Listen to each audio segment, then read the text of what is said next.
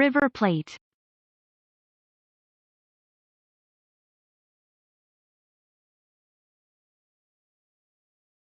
Just over it, are you back? Just over it.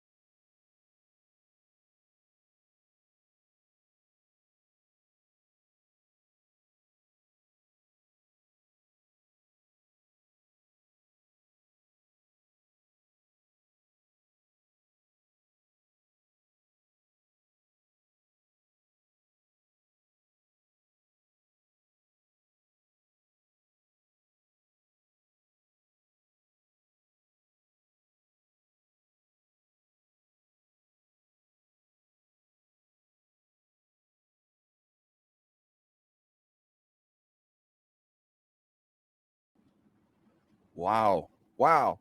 Hi, everyone. Welcome. This is the first episode of Scoot Talk Sports. We're on a new setup here. So, the first thing I'm going to ask is making sure that the sound sounds good. Can you guys hear me? Is it clear? Let me know. But aside from that, welcome in. I'm really excited to get this started. And as you guys know, this is something new for me. It's something a little bit different, but it's something that I'm really, really excited to get into. So, the first thing that I wanted to do today is just quickly talk a little bit about the show, what you guys can expect to see, on this channel and on this show. So, the idea for this show is it's coming from a place where I don't know everything, but I'm one of those curious people who's constantly wanting to learn. I love learning. I love hearing other people's perspectives. I think Is it's this what the show that talks helps about grow us scooter as people. sports? And I'm a massive fan of the idea of bringing in people and learning from them. So combined with my unbelievably chatty mindset where I could just talk sports or with people all day, I thought, why not give this a shot? Twitch has given me the opportunity. I feel lucky to have signed this contract. So let's get started and try a little bit of a sports show, sports talk format, and see where it goes.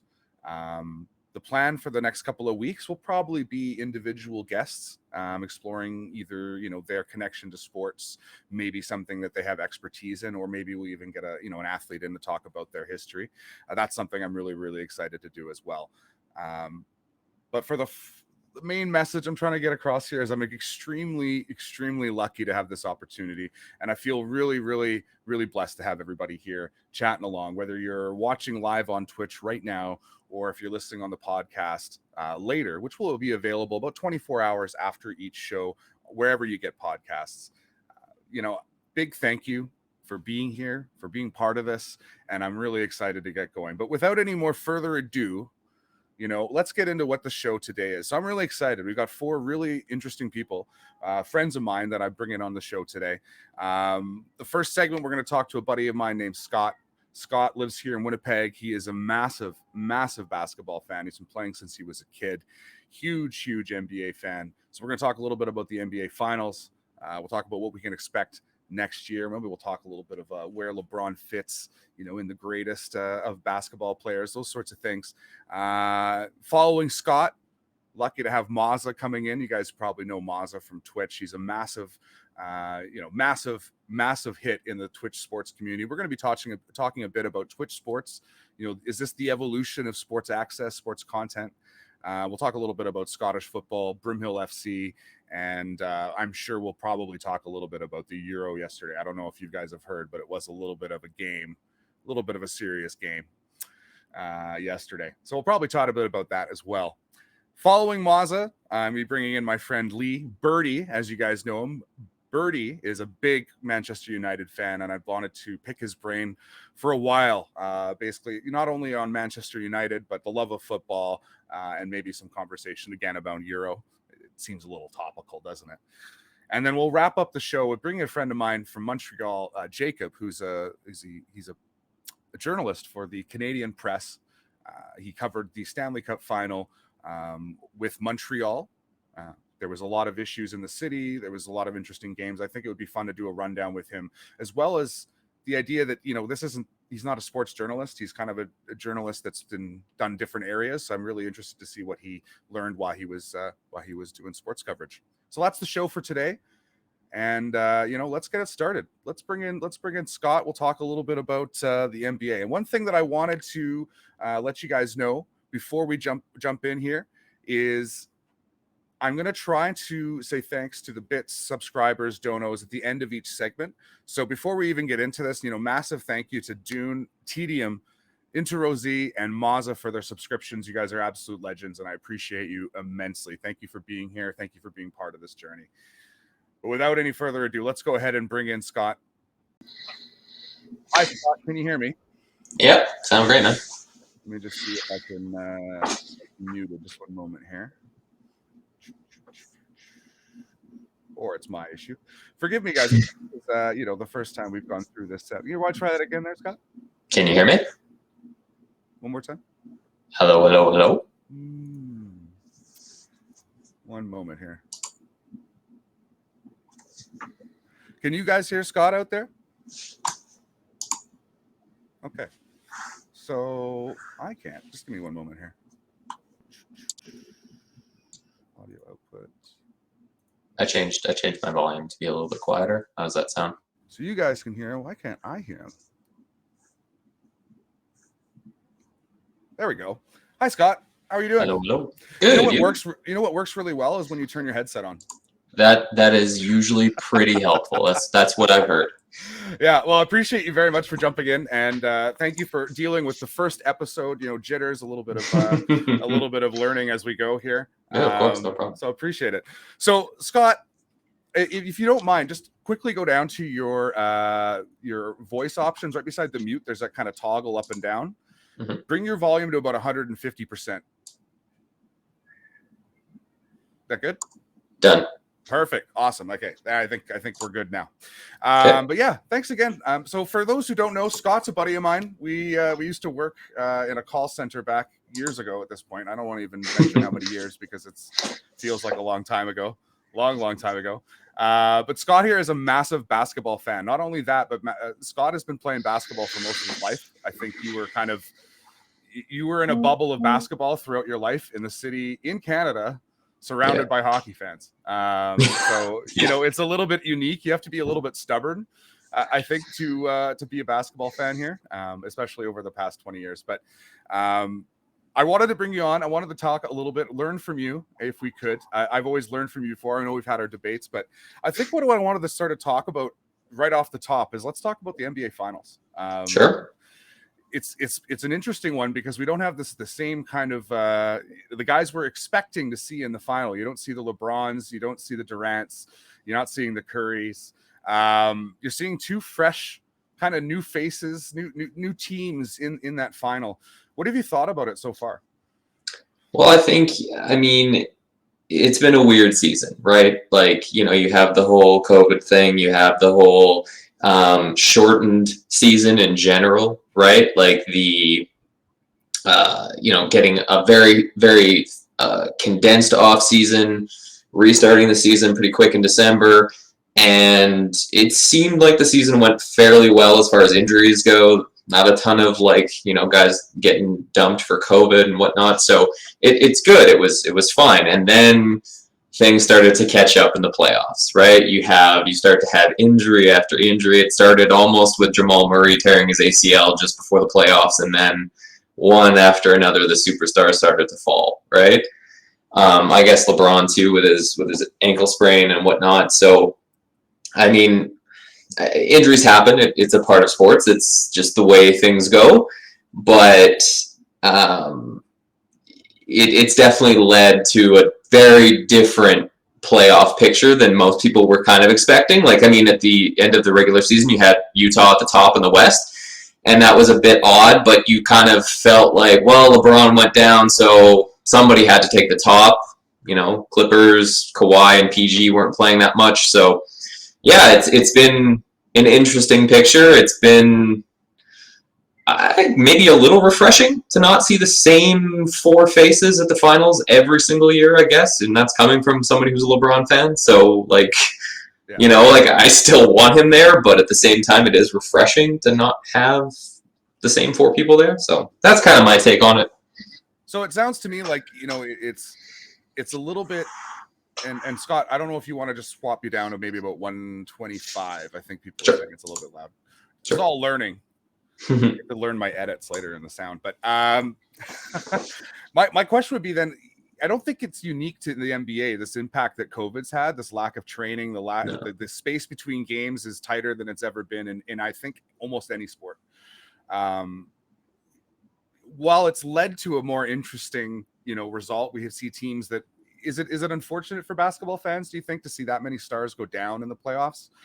Or is that more of just a notion of that's part of the game, whether or not it's COVID related or not? We don't really care. We're happy to see different teams. Well, it's kind of one of those weird things. Like, I even felt it coming. Like, yeah, I have a favorite player, but I'm more of a fan of the general sport. And I'm especially come playoff time, things become even more exciting. I don't really care who's there. I just want to see great games, great competition. So, you know, Golden State doesn't get through the play-in tournament, and I'm like, oh man, I'd really love to see Steph go off in the playoffs, right? He's just that kind of guy, right? Then Damian Lillard gets eliminated. Okay, like again, another guy that was really hot, could go for 50 at any point, you know. And then Jokic goes, like and with the injuries now, Kawhi doesn't play in the conference finals, so it's like you lose a giant piece of the excitement because now the games are less volatile.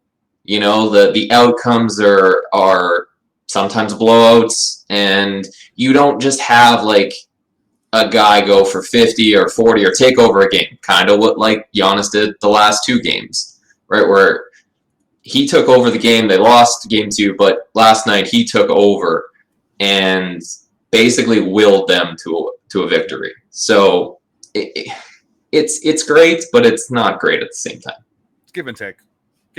But I think any sport, right, when it comes down to whether it's playoffs, whether it's the end of the league season, whatever it is, those key, you know, big man step up moments, you want those players on the floor. Like you'd rather see the best players play against the best players.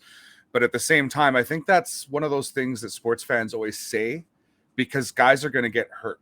Guys get hurt regardless of what sport it is. It's going to happen. I mean, we had an NFL player who blew his finger off with a firework. I mean, you never know exactly what's going to happen with an athlete, right? So that's, maybe I'm devil's advocating a little bit here, and that's a little bit shitty, but in the reality, it's in a way part of the story. It's a part of the flavor that brings you that story, right? Yeah. So the NBA Finals, this is where I'm going to get interesting. I myself have always been a massive Chris Paul fan. I've always loved watching Chris Paul play. He's somebody that I think has, you know, not so much on OKC, but previous years, he's been one of those players that you just love watching. He's got that heart, that will to go to the basket and literally take a punishment to make a play constantly. It's something that you don't see with every point guard. You know, I think as a Toronto Raptors fan, we were a little bit blessed seeing Lowry. Lowry's a guy who will literally throw himself, you know, into a fire to do whatever he has to do for the team. And that's what I love about CP3. I love it. So for me, I see this matchup and I see Giannis and I see CP3 and I go immediately, I'm leaning to the Suns. Like I want CP3 to win it, right? At the same time, I'm looking at Giannis and obviously he deserves a win too. The man is an absolute, I mean, he's a Greek freak. He's nuts. He's mad. He could have played any sport he wanted. And it's hard for me to want to go against Chris Paul. Do you feel that way, or are you a little bit more torn? I'm torn, right? So, okay, Chris Paul is on the court the type of leader I was, which isn't always the best thing. Like, he's kind of a guy that will try to manipulate you using what he thinks is the best way to get the most out of you. And sometimes that's being an asshole, and sometimes that's like encouraging you. But more often than not, you're looked at as being mean or like, you know, sort of like rude, I guess. But that to me was like trying to motivate other players to get to their potential. Yeah. And so I feel for that kind, and like I don't want him to go down as one of the best players ever to never win a championship, because that's a really bad category to be in, and that's not fun as an athlete to never sort of reach the pinnacle and never get to that point as being as good as he is. But on the flip side of things, I have empathy towards Giannis because this is the closest he's ever been. LeBron was ridiculed for not winning a championship like basically the day he got out of the womb. Yeah. So I'm empathetic to that side, because if Giannis doesn't win it now, then people are going to say, well, maybe he'll never win it. And he's way too talented and way too gifted to go his career without a championship. So I'm torn. It's the old guy that deserves one versus the new guy that deserves one. And I don't know. I mean, yeah, Giannis could have lots of cracks at it after this, and CP may not. But then you don't know, right? Like Giannis could get hurt, and then that's the last shot he has. Like I'm not willing that upon him. But this he's Derrick Rose or something. Yeah, and then that's it. Who knows? Right? Yeah. I mean, you have a quarterback in the NFL who would much rather be doing Jeopardy right now than being the quarterback for the Green Bay Packers. So you really can't, hold anyone to a particular, what they're. It is what it is. Yeah. Here's a question. You brought up the idea that like Giannis would be really kind of criticized, if he doesn't win this. It brings me to this kind of, as a fan of loads of sports, watch loads of different sports. Obviously, championships mean a lot to a player's legacy. But I think that, NBA is one of those ones where it really almost means everything to your legacy. It seems to be a lot of people, the first thing you see, the gifts of people counting their rings, like whatever it is, right? That is incredibly, I think it's like incredibly core to the NBA. Like obviously championships mean a lot to legacy. We saw Messi win his first Copa America, which was the first, big title for Messi. That was a big deal. But, would have you gone down as not the greatest player ever? No, because he would still be that player. Whereas in the NBA, I feel like if you don't win a championship, that conversation is much harder to have. It's much harder to break that will and be like, oh, I'm a great player, but you didn't win any championships. What do you think about that? What does it have to take for a player to not win a championship to be considered one of the greatest ever? So with those types of sports, right, like with soccer, for instance, right, because the statistics are so few and far between, if you're just leaps and bounds ahead in statistical categories or in player ability, I feel like the divide between the best and second and third and fourth and fifth, or maybe that top like 3, 4, 5 players and then the next tier is a massive drop off. And in basketball, because statistics are so easy to come by, guys are scoring 30,000 points in a career and all of the stuff, right? Like nobody's really distancing themselves from each other. So how do you measure things then? Like what other scarce statistics are there then? Well, then you go to championships because that's the next scarce thing that you can find. And there will never be anybody even in the top maybe 5 to 10 players that have never won a championship that break into that like top 10 players of all time, just because it is the literal definition of a good basketball player. Because you're a team of 5 guys, right? One player can will their team to a title run, like LeBron did in 07, right? Like he drug a bunch of trash bench players essentially to the NBA finals and got swept, right? Like it is what it is. But like you can't do that in soccer, right? Like you can't just have one guy like and a bunch of like scrubs from no man's land and bring them to a title, right? That doesn't happen. So the importance upon individual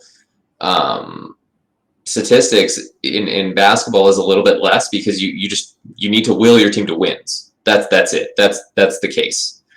And unfortunately, when you have dominant players like LeBron or Michael, Kobe and Shaq, stuff like that, there's going to be a lot of players that don't ever get championships that really probably should.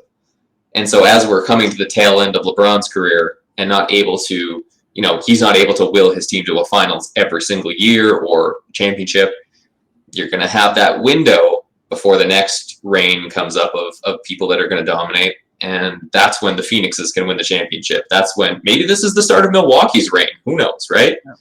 But like you have those people that can get to that new pinnacle and then maybe wait for the next dominant force. Yeah.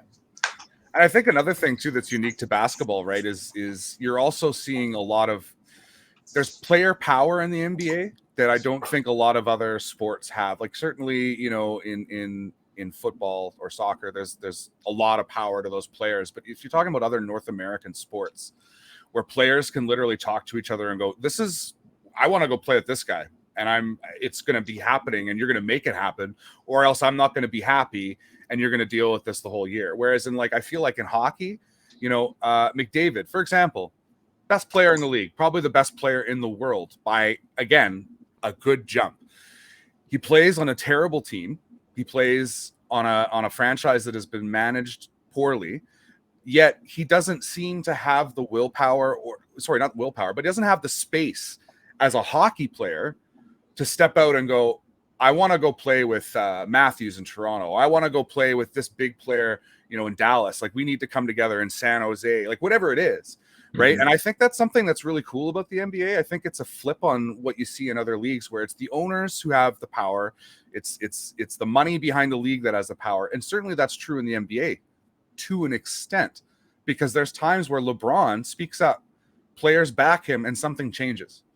Whereas I don't think you see that in other sports unless it's something of a major issue. Whereas I see LeBron speak out, a lot of other basketball players speak out, sometimes wrongly, but I mean, there's all sorts of opinions, but they seem so comfortable in the limelight, NBA players, and they seem really comfortable speaking what they believe and also speaking on what they think the sport should be. Whereas I feel like that narrative, for hockey, as a hockey fan, it comes from the league. The league's telling the players, this is what we want. This is what we want you to do. And you don't hear the players coming back and go, well, that's not bad. That's not hockey. That's not how I wanted to play hockey. What do you think led to getting NBA players to that point where they feel so comfortable challenging sometimes their own ownership? I think in general, it's come from the top down. It's come from a commissioner who's open to being progressive and being one of the leading sports commissioners as far as new policies, new things, listening to the players, empowering the players to speak out on social issues as well as issues within their own league. I mean, it doesn't hurt that, we have a generational player like LeBron as the face of the league, right? Like, if you don't have somebody that's impactful in a household name, perhaps, as the face of your league, then maybe you don't go as far. But I think in general, it kind of started with the Boston movement, having Kevin Garnett, Ray Allen, Paul Pierce sort of get put together, but they got traded together. They didn't sign per se together. I think Ray Allen signed, but KG got traded or whatever, right? And then you have the Heat, the Heatles, with LeBron and Wade and Bosh. And it created this narrative that, hey, like, I can actually go wherever I want and not, and if I got ridiculed, who cares? Because so did LeBron. Like, if he can handle it, like, I'm never going to get it as bad as he does until Kevin Durant did what he did.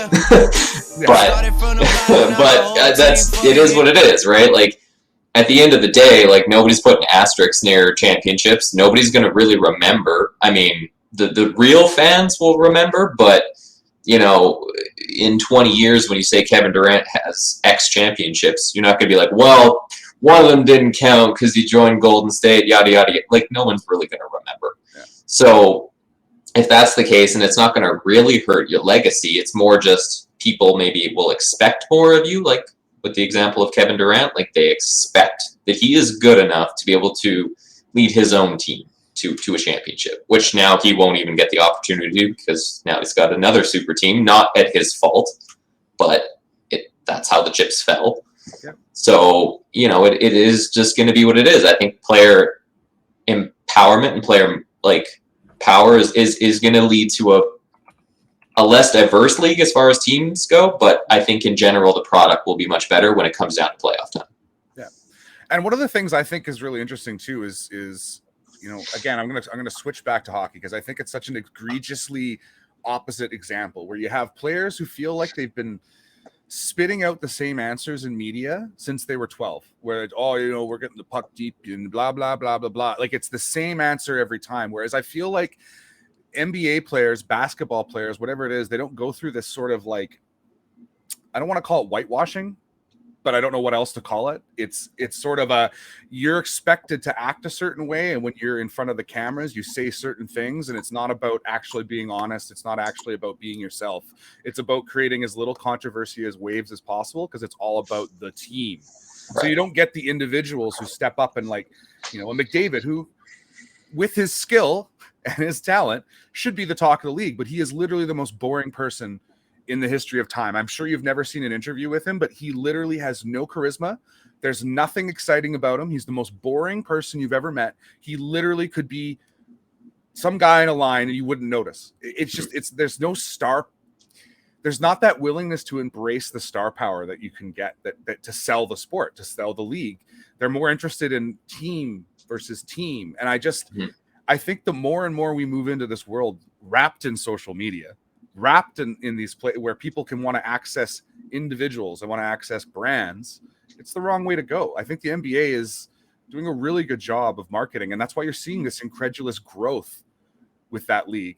Just look at the salary cap for the next 3 years. Like, it's crazy, the money that's coming into that league and the global appeal that I don't think comes directly from the sport. The sport is fantastic, but I think a lot of it is characters, personalities that drag you into the sport.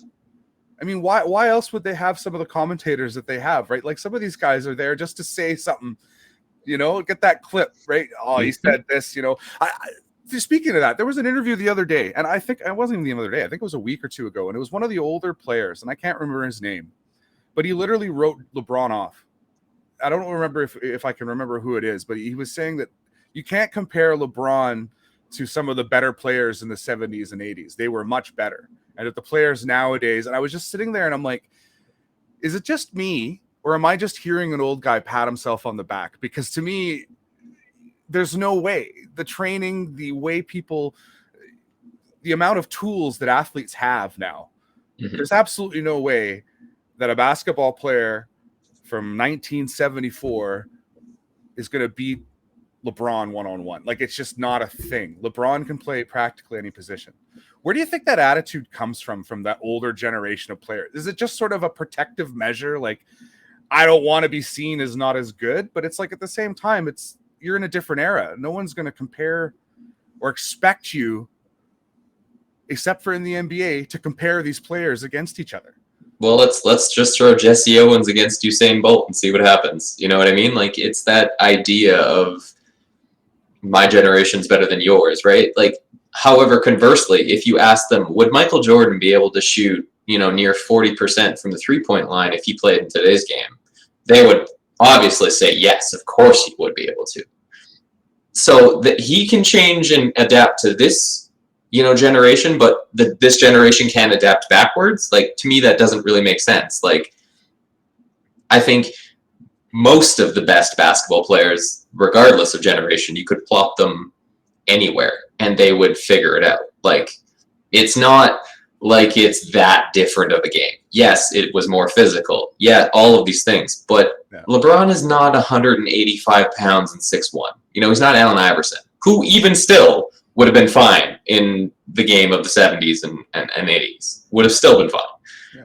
But, like, he's Karl Malone with way more skill. So I think Karl Malone did just fine in the 80s. I think LeBron would do just fine. Like, it's not that. I find it very odd because, like, we have these great players from different generations, but to say that one generation is better than the other, or that athlete from that generation couldn't adapt or couldn't understand how they play now, like, obviously you're not seeing the big men like we do or did previous generations. It's one of the things I love about playing NBA 2K. Go back to one of those legendary old teams, and it's like 9 guys who are 7'3" who just walk around with their hands up and be like, what are you going to do about it? Right? Like, games change, sports change, and I don't think that should tarnish the legacy of players that played in those previous generations, right? Grunch has a good comment. My dad's stronger than your dad. Yeah, it's exactly that. Exactly that. It's exactly that. It's some older generation is always bigger, stronger, better than the new one because they're just kids, right? Like, that's just the mentality that comes along with that territory. There's actually a good comment here. I'm just going to see if I can bring this up here on stream, see how this works. But they can't but look at Pop team. So this is a conversation about Popovich. They aren't always one-player teams. They're usually well-coordinated units for the most part, well-oiled machines. I'd say the Suns have been similar. Sure, you have Booker, but that team is a well-oiled unit. And the All-Star teams bomb with those players that notably will their players to those finals. Do you kind of agree or disagree? What's your thoughts there? Well, like, I mean, let's not forget that Pop had Tim Duncan, who's one of the top 2 greatest power forwards of all time for, 2 decades. But yes, in general, that team was a well-oiled machine. In general, it was the sum of all of its pieces that made it as good as it was. With the Suns, you have guys like Crowder. You have guys like Mikal Bridges. You guys have, like, those guys. Like, if you look at Crowder, he was on the Heat last year. They went to the finals. He has been on LeBron's Cavalier teams that have done really well. Like, the dude is just a winner, right? So, like, he does all the dirty work. He's kind of like your enforcer. He's, he's a 3-and-D guy. Like, he's just a winner. He's a Robert Horry type, right? Does all the dirty stuff. Probably will never get recognized for the amount of work that he actually does, but important piece. Can't win without pieces like that. Yeah. You have guys like Mikal Bridges, another 3-and-D guy. You have all of the correct pieces around to build a championship roster, right? And then you have an ascending star in Ayton, ascending star in Booker, and probably the best leader aside from LeBron in the last 20 years in the NBA. So, you know, you're composed of all of the correct pieces. You're composed of the same pieces that the Heat were last year, right? Ascending star in Adebayo, Jimmy Butler, great leader, ascending star in Kendrick Nunn and Tyler Hero. They just obviously didn't have enough, right? But those are the types of teams that do good for like a decade. They don't do good for just 1 year. They do good for multiple years. Like the Suns will be back in the playoffs next year, you know, in the 2 to 6 seed, and they'll be fine.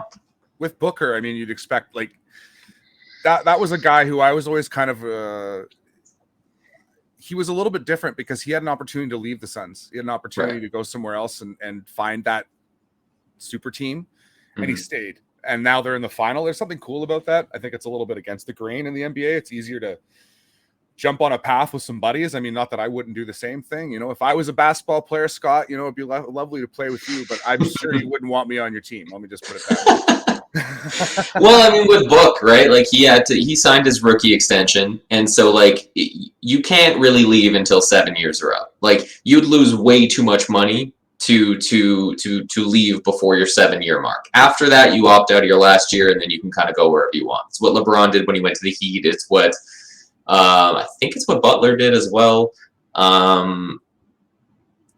Yeah, like you lose too much money off the table. It's what Carl Anthony did. Carl Anthony Towns, like they all just sort of stay put for that first 7 years, and then after that, if the team doesn't build around you enough, then you bail. But yeah, I mean, the head coach, right? Like with Monty Williams being there, he is literally like a player's coach, right? Like he is everything that you want in a human being to lead your team. You know, he'll get on you. He's compassionate. He's he knows how to talk to people. That's why they keep having those little clips of him talking to players. Yeah. You know, with DeAndre Ayton, with Booker, like with Chris Paul, like where he's just like hugging Chris Paul after they win the Western Conference Finals. Like he's just that kind of guy that like you want to, like you'd give your leg for, you know, like you just want to give everything you have just for him, not only yourself. Because sometimes when you take the selfish reasons out of it and you're going for somebody else, maybe you go a bit harder, you know, because you're trying to do it for that guy, you know, like you're trying to do it for the guys around you and that guy. It's easier to convince yourself that you're not tired or you need more or you got to give more or do more when it's doing it for somebody that really, really deserves it and you truly feel like they deserve it. Here's a question for you. And I knew I was going to throw, you knew I was a curveball was going to come at you at some point, but we're going to talk a little bit about Canadian basketball. So Canadian basketball, you know, over the past 10 to 15 years has slowly seen more buy-in from players who've grown up here and been trained here to play for the national team. We're seeing that buy-in. We're seeing the program slowly grow. The other thing that we've seen is we see the Canadian Elite Basketball League start up, which is a league that's mostly in Eastern Canada. It's pretty much along the GTA, you know, Montreal to Hamilton. But it's grown in 3 years. You can watch it for free on stream. There's players there who are getting sights and seen by scouts because of the accessibility of this league.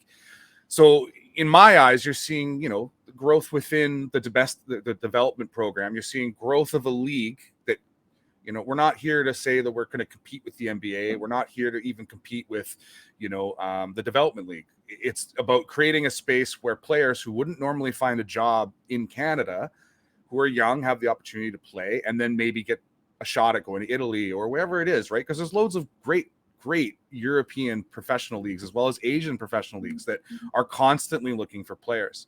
So with those kinds of things in mind, and someone who played the sport, grew up in Canada, a country that it really, you know, basketball, if you're watching this, you know, sports highlights on TSN or whatever channel, basketball, usually you have to wait about 20 minutes before you get to it, right? Yeah.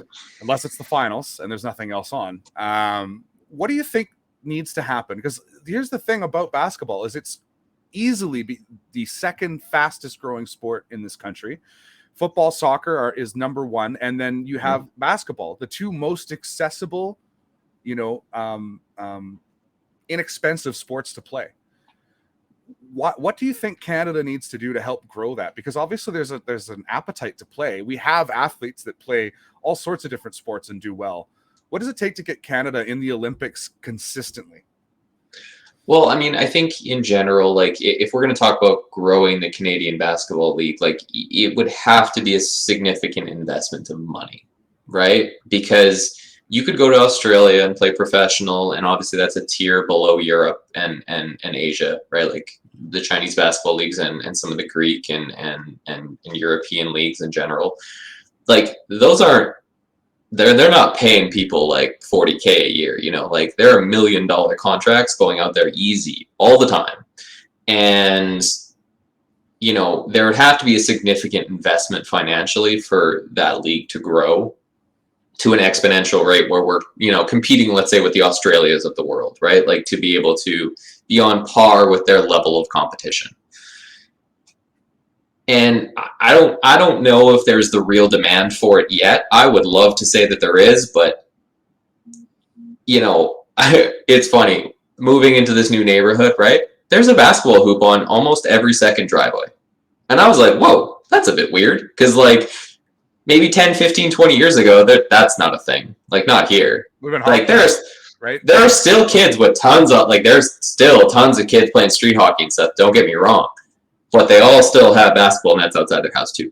So, you know, with the growth, I think it's going to be a time thing as well as a money thing. Like if we could get to a point where we have a significant financial investment to be able to grow the sport, to be able to grow the league, to be maybe a sub tier of the D League or the G League, that would be ideal. And then, like, I mean, as far as the Olympic team goes, we have more than enough people in the NBA to be able to compete in the Olympics, right? Like, if we just had the buy-in, like, thankfully, Andrew Wiggins played in the Copa tournament that was a little while, or not Copa, that was a qualifying tournament a couple weeks ago. They ended up losing a buzzer beater to... It was heartbreaking. It was brutal. And like, so, I mean, if we had the consistent buy-in from all of our stars, I mean, obviously, like not having Jamal Murray because of the torn ACL is a big loss. But if we had this, like the buy-in, there's no reason we couldn't be medalists at the Olympics. We have NBA studs all over. Like, it would not be that bad. But it's not a sexy team to play for. I'm sure there's not much, if any, financial like gain from it. And then you're taking up your summer of recovery time, vacation, etc., right? Like there is some prestige about playing for the U.S. Olympic team, right? Like yep. I can't imagine any kid that grows up in the States that wouldn't dream of playing for Team USA, right? Yep. So for us, it's just less sexy. There needs to be more financial investment, and there's got to be just one guy. Like if RJ Barrett takes off and all of a sudden he pulls the Canadian Olympic team to say the 20, what are we in? It'll be the 2026 Olympics or 2024, I guess it would be. I think 2024. It's all screwed up with COVID. Who knows? Right. So like if he pulls the 2024 team to, you know, a bronze medal or something, that could change the whole landscape of everything. Like that could change literally the whole thing. And then there's buy-in now, right?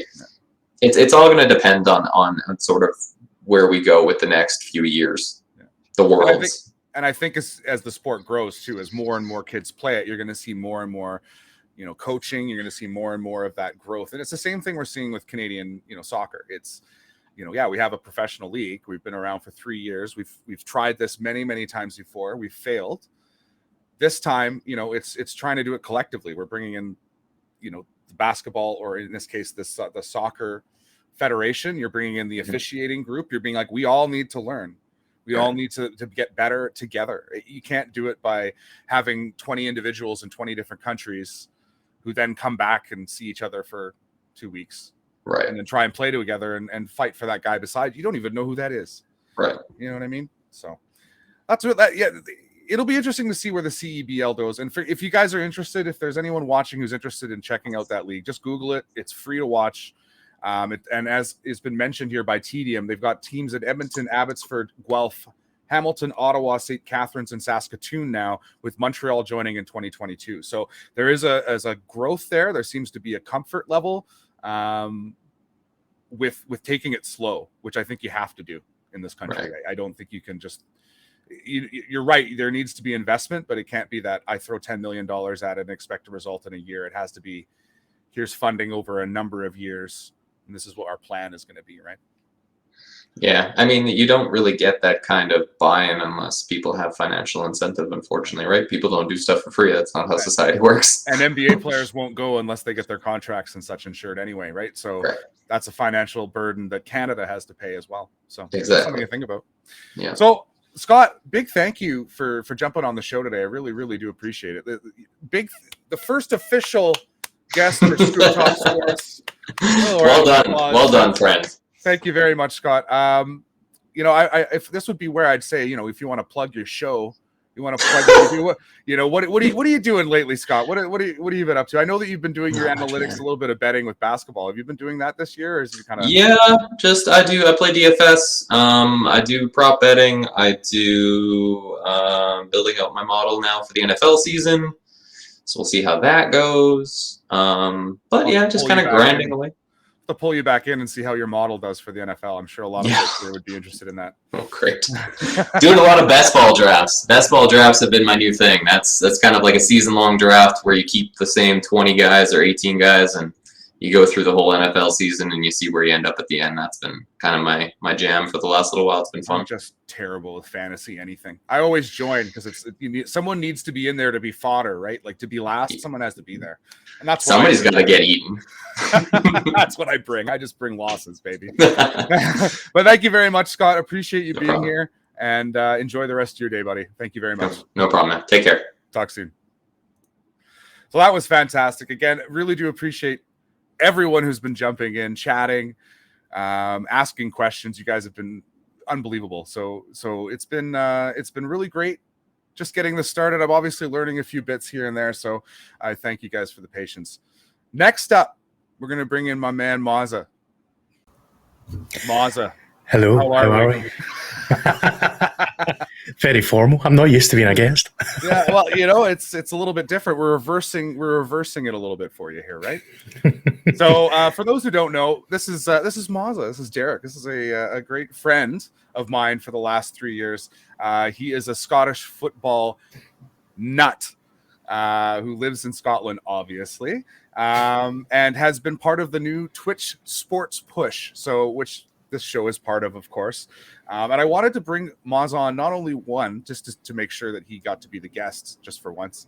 And second of all, this guy is knowledgeable about so much. And I could listen to him talk for a long, long time. And I mean that. So Mazza, welcome in. Thank you for being the second official guest on this show. Very kind of you. Thank you very much. Love your flags, your look. It looks very nice, very professional, unlike my mess behind you. Yeah, I've still got it. I'm getting told to take it down now the Euros are over, but I've not quite got over it yet, so it might stay for another week or so, I think. Yeah, just till the real season starts again now. That's fair. So before we get into Scotland, before we get into Twitch Sports, before we get into a few things, there was a game yesterday. I don't know if you caught it. There was. Yeah. Apparently football didn't go home. So it did not. I want to say, yesterday it was interesting. My mother-in-law, who is always said she's a soccer fan, football fan, and she's like, can I come over and watch the game? It's the first time she's ever asked me to do this. And the whole game she's chanting, it's coming home. And she's like going, and as soon as the game ended, she's like, well, I have to go home now. We're like, do you want to hang out with Asher? She's like, no. And it just went straight home. And I was like, I didn't realize that she was such an English fan. Didn't know.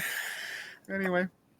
Crazy, isn't it? Yeah, crazy. So here's the first thing I want to talk to you about. We'll talk a little bit about the Euros. Overall, was that not one of the best tournaments you've watched in a long time? Oh, miles better than at least the last three major tournaments. I would say that it had a lot to... it had an easy run, I think, because it was the first time we've had fans contribute to a tournament ever since the pandemic started. And we've all been desperate for something to distract us in a way and to rise us all up again.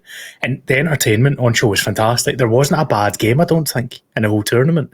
I know some of them might not have been as exciting as others, but there wasn't. Every so often, there's a game that you will fall asleep during in these major tournaments.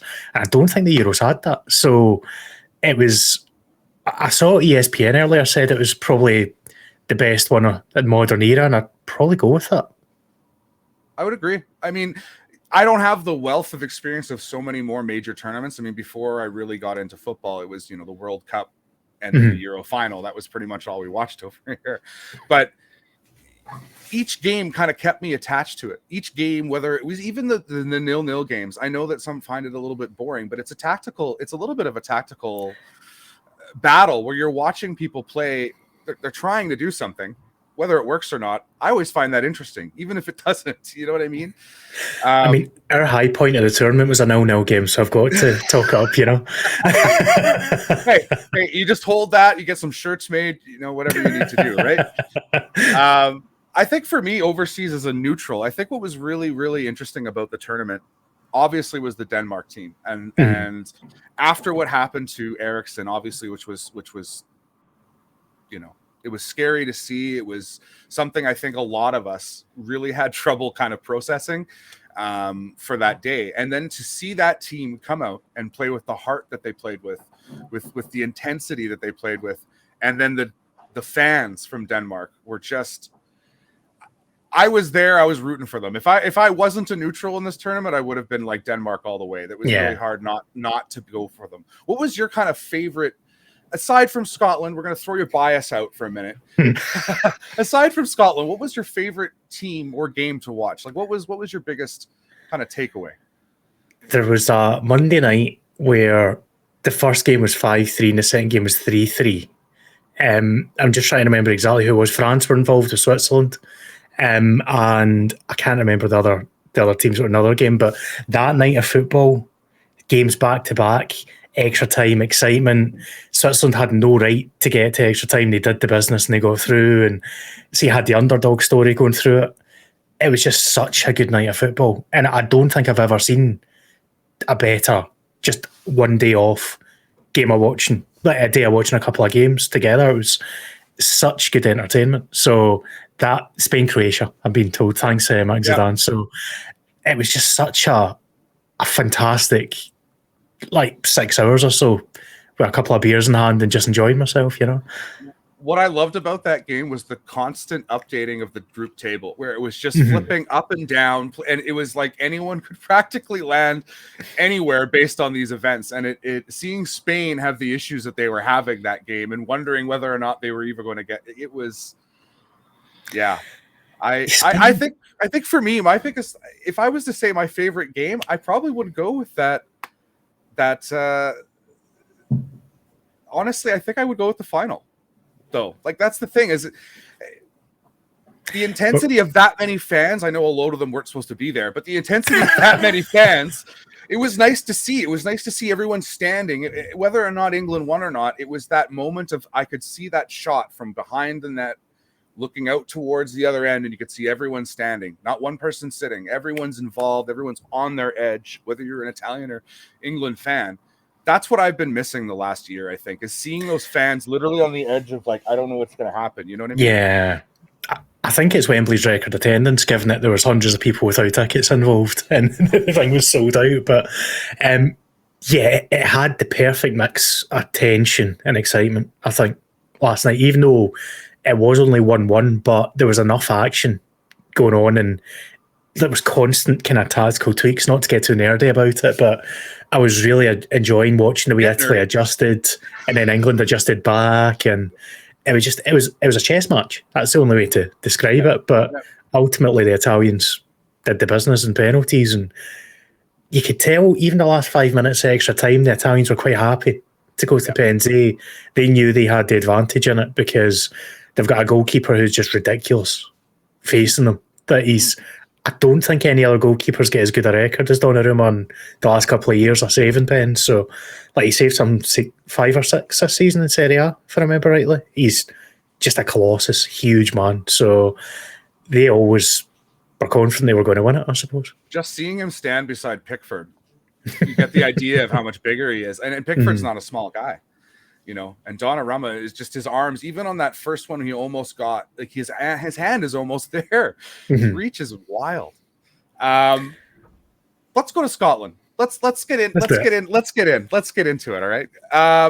This tournament, I think as a neutral, I think the Scottish fans walked away, relatively impressed. There were some disappointments, but your team did a pretty good job throughout the tournament, and I think surprised some people, especially in the game against England. What was your kind of high-level takeaway from the team this year? There's pros and cons. I think the high-level takeaway from what we experienced was that we've got a really exciting young group of players coming through. The downside is, by losing the first game, we gave ourselves too much work to do. That Czech Republic game was be-all and end-all for us, in all honesty. If we'd beaten them, we're probably sitting in that round of 16, the way things were working. But we had our high point against England. We still gave ourselves a chance. Nobody expected us to get anything there, so that was obviously a big moment for us as well, especially hearing some of the absolute nonsense opinions beforehand that we were able to shut a few mouths up. But playing against Croatia, they're still class, and it was always going to be tough. And I know myself and a lot of other people got a bit hyped up for that game, thinking all we need to do is win. It's natural when you've not been in a tournament at 20 years. You think all we need is one game to win, but it wasn't to be. But I think the main thing coming out of it for us is we've found Billy Gilmore now. That he was always going to get in somehow or some way, but he will be the man that this team is now built around for the next 10, 15 years. And there's a few other, there was one outfield player over 30. So that squad should be good for the next 2-3 tournaments, going through qualifying and hopefully getting to another big one or two. So there's positives and obviously disappointments, but hopefully we've learned the lessons going forward. That's the main takeaway, I think. I think one of the really interesting things about Scotland, and this is going to sound a little bit weird for you, but just roll with me here, is I feel like we're, in a sense, there's a little bit of connection between the Scottish national team and the way I feel as a Canadian national team fan right now, is we have this youth, this generation of young players who are coming up, and it feels like, anything is possible. Like the idea that, like, hey, these guys could grow, they could become anything that we want. Obviously our goals are much smaller than what Scotland is probably looking for, but what do you think could happen? What is your biggest dream for this team in the next 4 to 5 years of tournaments? Are you expecting to see something really, really exciting? Are you expecting to see, top 3 in one of these tournaments coming up? Or are you expecting... I don't see that, in all honesty. I think the progress we need to make is getting through a group stage in a major tournament, because we've never done it as a nation. And that is our big, well, the old phrase is a monkey on the back, isn't it? It's just, we need to get over that hump essentially, and then prove to ourselves we're capable. Because until then, we're always going to have that negative mindset in the back there going, oh, we're happy to be here. And that's what it was this Euros. It was the kind of, the tagline was, we're here to have a party. No Scotland, no party was a hashtag. But we need to take that next step and actually be confident about ourselves and say, well, why shouldn't we do what Wales have done and have a run?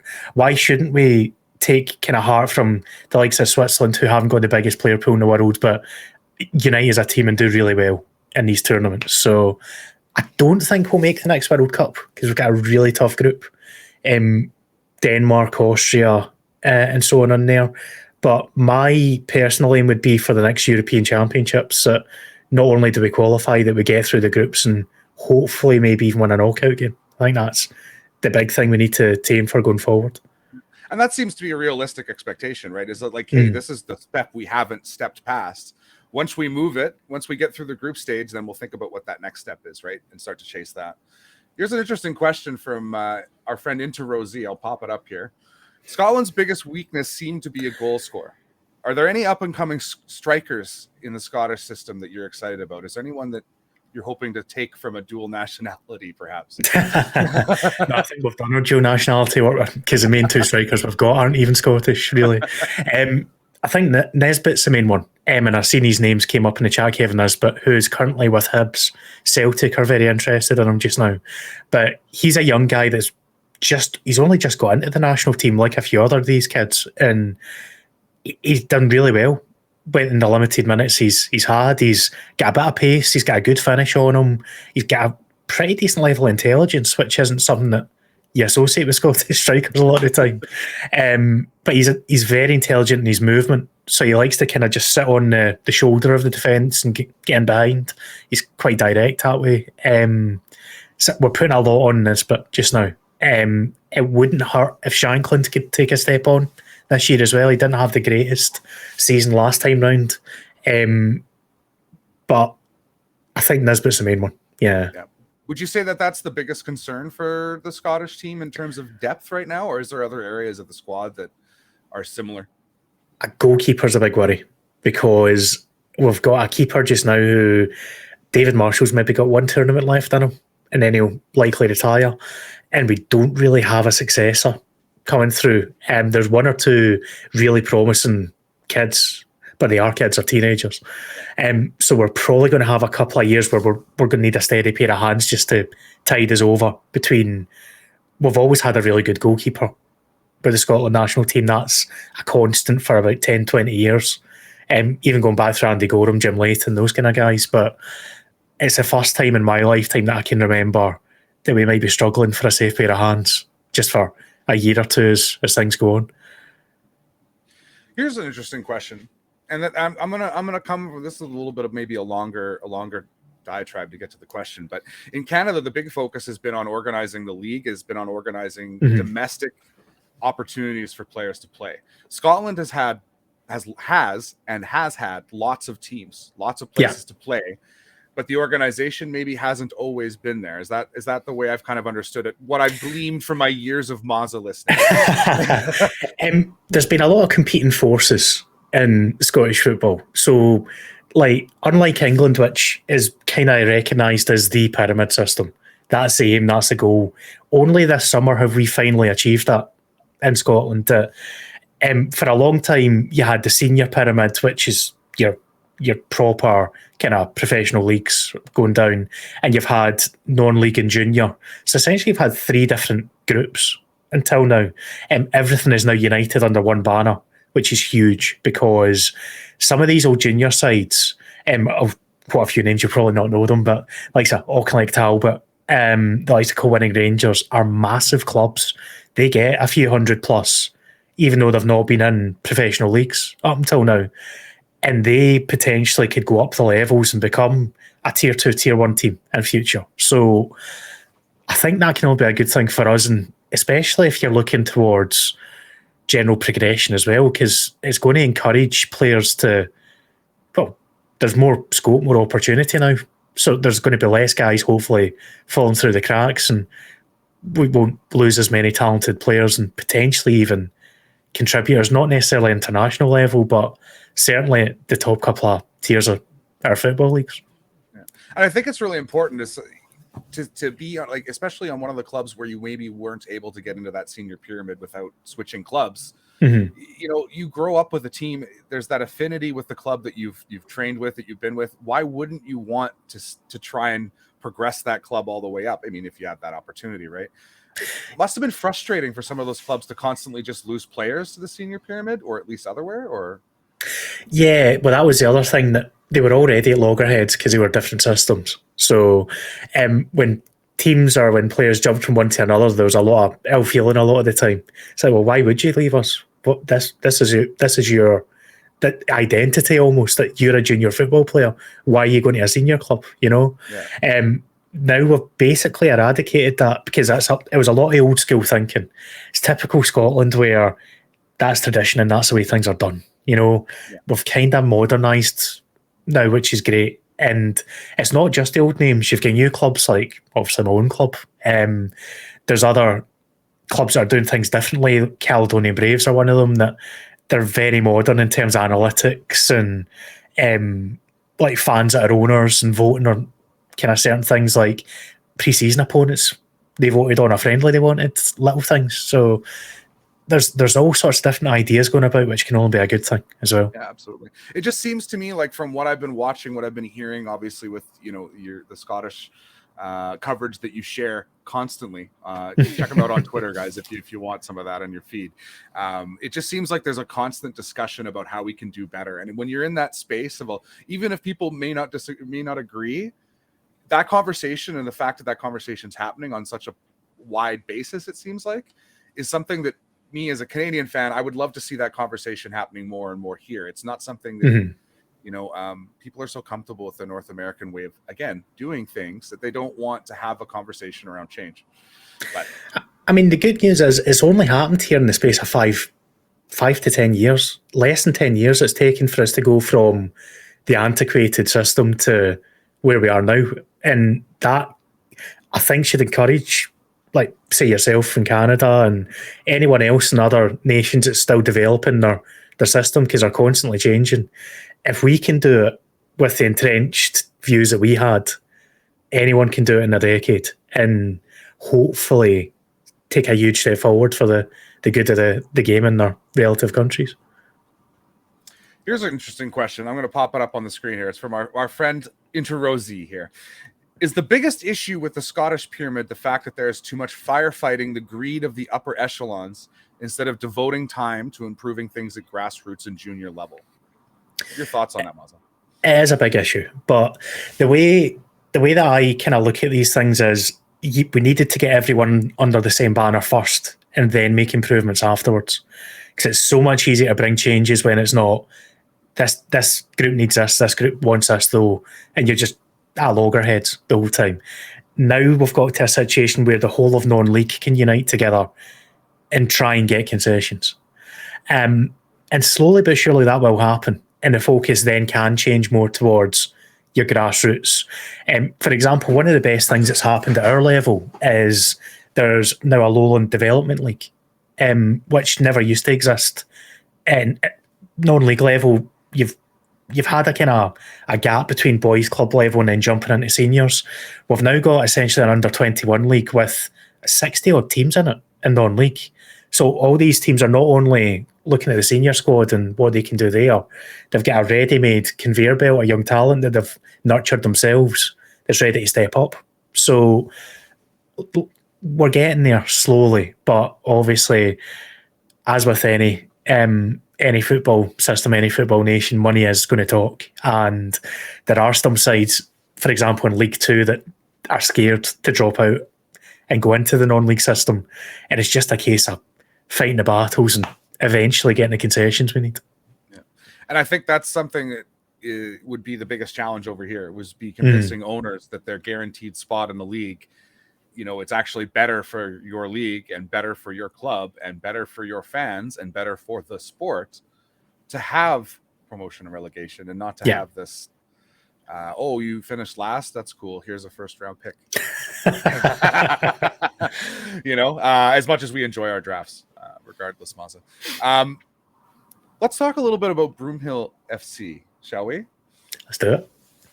Can we dive into where and how this change happened? Is that something we can talk about? Yeah, you can now that it's out there. So if you've came across me before, you'll know that it's BSC Glasgow I've represented as a football club for, it's going on 4 or 5 years now, actually. It's been quite a while. But this summer we've changed. The name is now Broomhill Football Club, which I personally prefer, to be honest, because it tells you exactly where we come from. But the reason is the senior squad for BSC Glasgow was formed to attach onto the youth club. And it's a well-known youth club, BSC Glasgow, in Glasgow, funnily enough. But it was a kind of loose link. The idea was that the young kids coming through that youth development system would eventually be able to jump in to the senior squad in the leagues. And it didn't work like that, because we did better than what was expected. And the expectation was we would eventually drop down the levels, find a natural point down there, and the young kids are going to get through into the senior team. We've overperformed what we should have done. And suddenly we're, up in the last few years, we've been a team that's competed to get into the professional leagues. So these kids weren't getting a chance. They've not had the opportunity to get in. So the guys in the youth side basically said, well, this isn't working. It's not what we intended. We're going to actually form a different senior side on our own rather than having this link. And we'll put it at the bottom rung of the pyramid. And that way we've got that gradual move from the youth to the seniors, which makes total sense from their point of view. All it means is we don't have that same youth academy behind us. So it's a bit of a change that we are now fully focused on the senior squad. But one of the things we've now done and committed to this summer is forming our own under-20s team. for that development league.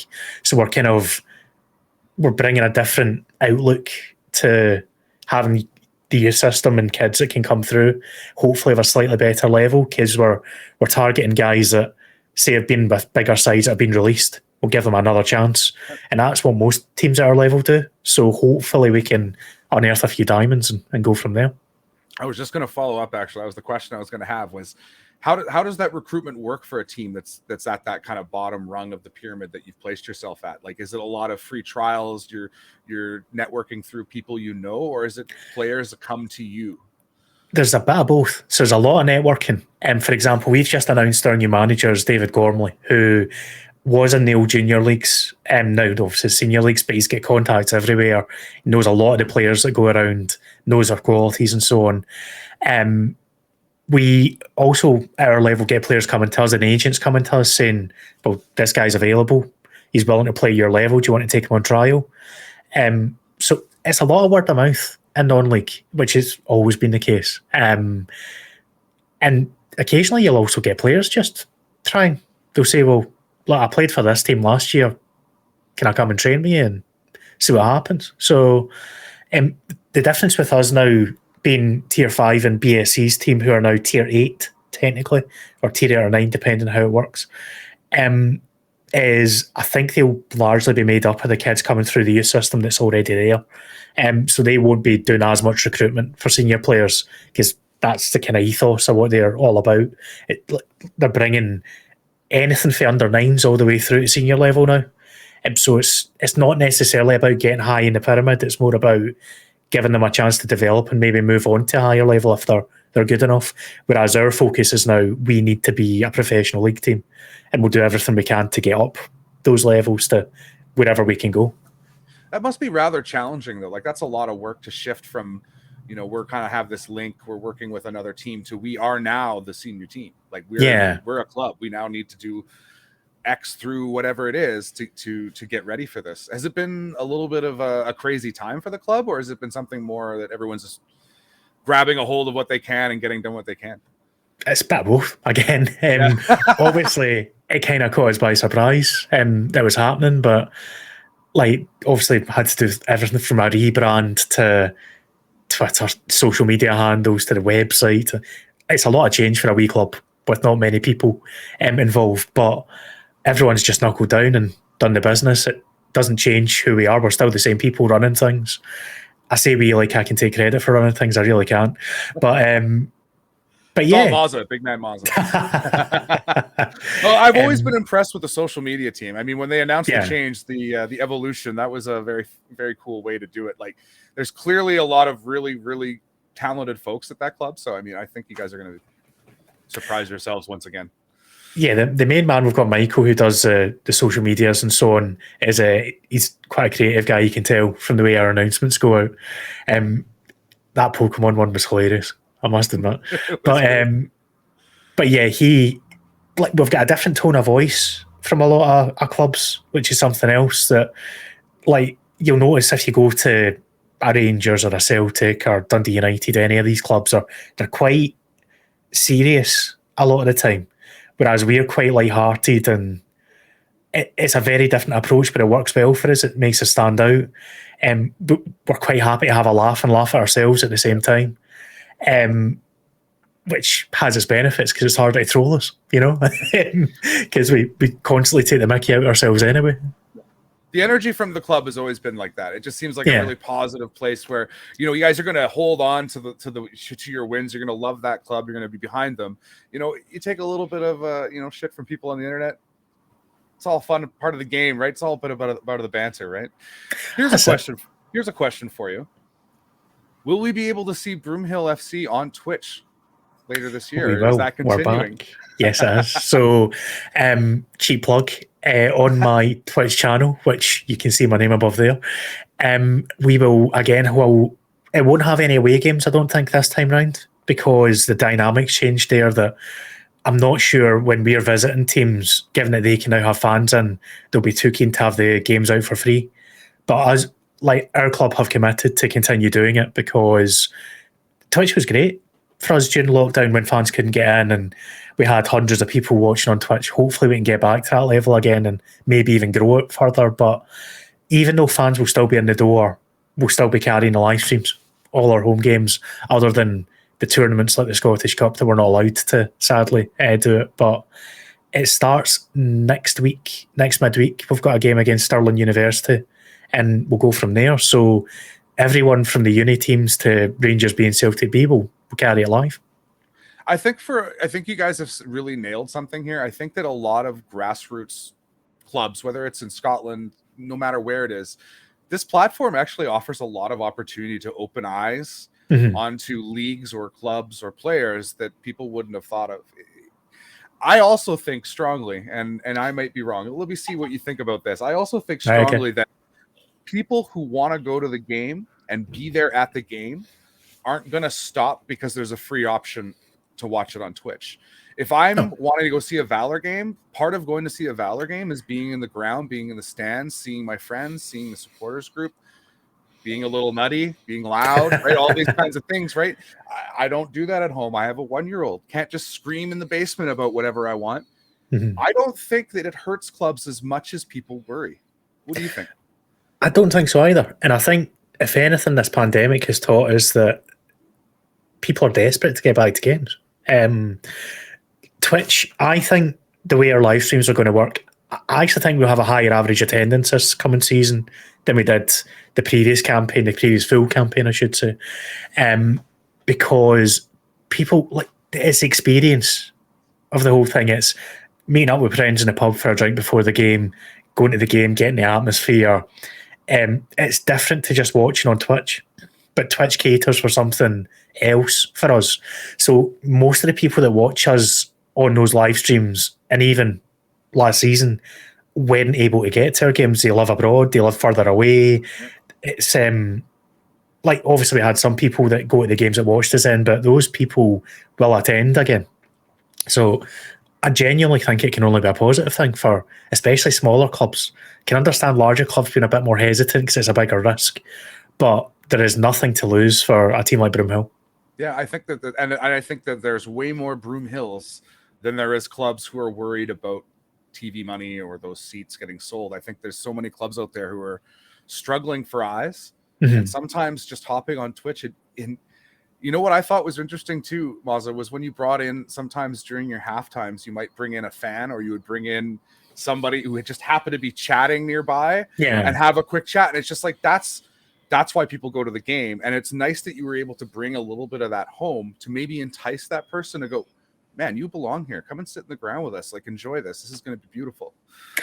It enhances my enjoyment as well. So I'm watching the game, obviously chatting away with Martin generally, but bouncing off what people are thinking in the comments and explaining the league, explaining the club, even talking about players. There's a lot of opinions that came through man in the match time and all that kind of thing. It helped me enjoy the game more and actually probably see things a bit differently, a bit more in depth. So yeah, that I'm looking forward to seeing how that develops, especially that kind of the meeting between people watching online and people going every week. It'll be interesting to see if they have similar opinions on the games and who's playing well, who's playing badly, all that side. We'll see how closely it integrates. But the other thing, from what you were just saying, is we're going to be a test case this year. There's a lot of people have already approached me to say we'll keep an eye on essentially what this experiment is, that if it works for you guys, because we'll be the only team in Scotland this year giving out live streams for free. Really? Everyone else will charge for them.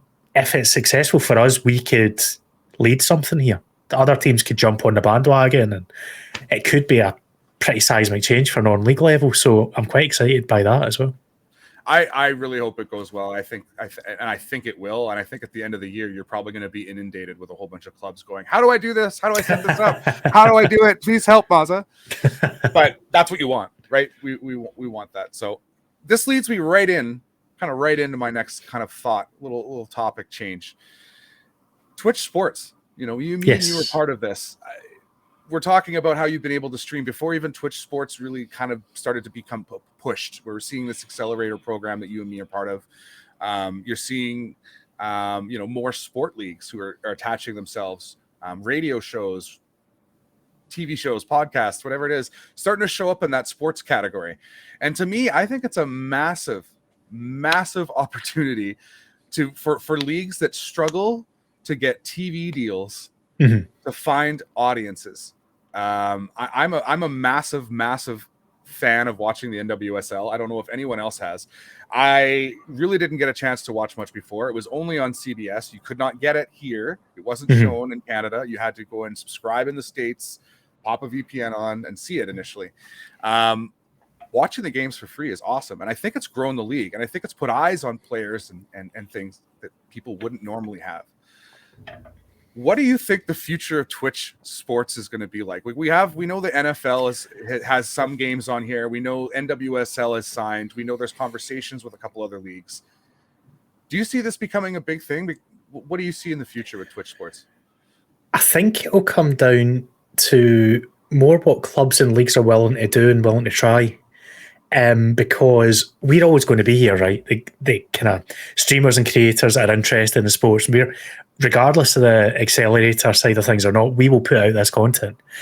The thing that, well, I'll use Broomhill as my example. The thing we need is clubs like that who are willing to think outside the box. It's something that's not been done before. Why not try it? And you've seen clubs like Arsenal have had great success. Spurs as well on Twitch. It's a different way of connecting with your fan base. So for big clubs, there's all sorts of different ways you can connect with fans through Twitch and obviously through like TikTok and so on. But this is the direction of travel, that people enjoy content that bounces back, that they can interact with. And Twitch is in a great position for that, I think, especially if you find the right idea. And look at us just now, we're sitting chatting sports and people are bouncing off us and saying what they think, and there's something different about this kind of content rather than recorded media or a social media post on Twitter, for example. There's just more value to it in my mind, and I can't see it slowing up. I think it's just going to get bigger and bigger, and I'm just happy to be a wee small part of that, you know. I think that you touched on a point that I think is something that is really going to drive Twitch's growth under sports is the desire for fans to have some sort of interaction with a club, with a player, with whatever it is. We watch people's Instagram, loads of comments. If Davies goes live, I might occasionally hop in there. It's filled with people chatting, but you're not getting an authentic back and forth there. It's a person getting bombarded with stuff and occasionally seeing one or two things, right? What I think Twitch is really interesting about is it gives you that opportunity to actually take a moment to see somebody, bring a fan on, have a chat with somebody. One of the things I'm thinking about in the future is the idea of call-in shows for sports. Talk has been around forever. The format has been the same forever. What could be different on Twitch? How could we do it differently? How could we bring more viewers into this conversation? Where I'm struggling right now is I'm looking at Twitch, and I'm desperate to be able to want to show more connectivity somehow. There's chat, obviously. There's obviously can bring people on, but where's that? I want to bring a viewer on for a moment, have a quick chat. There's I think a lot to be explored in this space. You see, like you mentioned, Arsenal and Spurs doing these really fantastic pregame shows. Where they're on for an hour or two before, and they're involving fans. They're having chats. It's a live personality who's part of the club. That's the kind of stuff I think people grasp towards. I think as time passes, the Facebook posts, the Instagram, these kinds of places where you don't feel that back and forth, it's sort of a one-way messaging where you can leave a comment. It feels like a guest book. I don't know how else to explain it. No, I totally agree with you. Yeah, I think that I see that as an exciting thing rather than kind of struggling though with it, that there's all sorts of things that haven't been tried on here that we can now look at and give it a go. I tried that the kind of trivia game show type idea the other day, and it went brilliantly. There's just little things that, why not give it a try? If it doesn't work, do something else. And that's the mentality that clubs need to have with it, or leagues need to have, that people are going to appreciate the attempt regardless to have that back and forth. So even if it might not work, you get a bit of feedback, you try something new. Don't be afraid of it not popping off instantly, would be the message. I would say that there's a lot of, like, I've seen this resistance from people that have asked me about what I've done with Brumell, that there's a lot of, I'm not sure, that sounds complicated, or, that's not the way, we've never done that before. Sometimes you just need to take that leap of faith, and what's it to lose? Ultimately, what's it to lose for us as a club by putting a live game out? 10 people watch, it's not that exciting. You can easily stop the streams. So why not give it a try? Because there's literally no negative that I can see to it. Yeah, other than obviously if somebody says something that will get them in trouble. I've never done that in my life. Never, not even once. Yeah, what's interesting too is I'm noticing TDM just in the chat there. He's mentioning, you know, it will eventually devolve when you get to a certain size of audience to where you are unable to have that back and forth. Mm-hmm. And I think that's the beauty of Twitch, though, is that you could have so many kind of smaller focused communities. You know, everyone doesn't necessarily have to do the same thing. Like Mazza mentioned, that quiz show was hilarious. It was incredibly fun to be part of. And I would love to see more of that. Like, I would love to see more kind of game show, put people on the spot, have a little bit of fun. You know, that's part and parcel of sports too, is being wrong about things. I mean, Yeah. I certainly have had my humble pie many a time thinking about what a result's going to be or who's going to be, you know, ahead of what. And you're right. I shouldn't have used the word struggle. I just struggle is like, I look at what other people are doing and I say struggle because it's like, I want to come up with something Different. that new. But what you said there is true. It's find something, roll with it, and see how it goes. Grow. Yes. You just need to wait for something to come to you, I suppose, don't you? Like, one thing that I've thought recently that probably isn't the right idea for me, but someone will no doubt do it.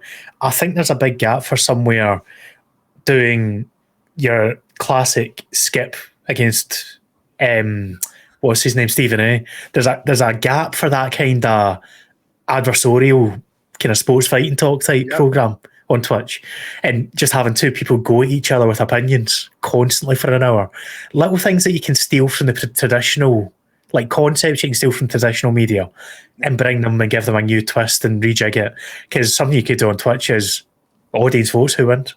Little things. So that's generally how I've had my ideas. Like, you'll notice with the football streams I did last year, and I've uploaded one just so people can see what they looked like again, that a lot of the graphics on screen will look like a TV broadcast. So everything from the scoreboard to the top to the lineups, I've just twisted them, made them my own, and given them a bit of a Scottish twist, essentially. So there's nothing wrong with taking ideas from elsewhere, as long as you're going to bring your own style and your own, not idea, but your own, well, twist is probably the right word, isn't it? Because Twitch is all about putting your own spin on things. I think not only that, it's also about being authentic to who you are. Exactly. Right in the chat there is, you know, you want to find something you enjoy. Like for me right now, what I'm doing, I'm talking to a buddy about sports. We're talking about stuff that we both, you know, are engaged in or enjoy. It's very natural to have that conversation. It's very enjoyable to have that conversation. Whereas sometimes, you know, and I hope that as I move through this, you know, it'll become more and more natural to interview people that I don't know, but that comes through. And it's one of the things that people often ask, oh, you know, Scoot, you know, people often think I'm much better at this than I am. I'm a nervous wreck. I'm a nervous wreck a lot of the times when I start. So are most of us. Right. It's normal. And what I always say to people is some of the things, the lessons that I've learned from streaming games to streaming whatever at this point, even presentations in my job, it comes down to, you really kind of have to go in front, be confident, and go through with your plan. Yeah. And then after, look at it and go, hey, here's some things that I felt were a little bit sketchy. I could make an improvement here. I mean, it's never going to be a case of nailing it on the first time. And I think so many people in the content creation world, whether it's on sports, whether it's on what, is you're looking at the perfect example. You see someone really, really love what they do, and then you're just wanting to try and nail that right away, discounting the fact of all the years of time that person has had putting in effort, putting in time, making edits, learning, making mistakes. And for me, it's like, that's my reminder. I just try to remind myself, we're at the beginning. This is the beginning of Twitch sports. A lot of us here are all kind of just trying stuff out, and I'm excited to see what's like in a year from now. Maybe we look back at this silly little podcast and go, what the hell were we talking about? We had lots of ideas we didn't know, or maybe we were wrong. Who knows? But the world's in front of it. The exciting thing about it for me is I was already intending to pivot towards sports content anyway. So this came along at the perfect time for me. And I'd obviously already started doing those breakfast shows for the Euros. So it's something I've always wanted to do, and I've taken this long to settle on a format.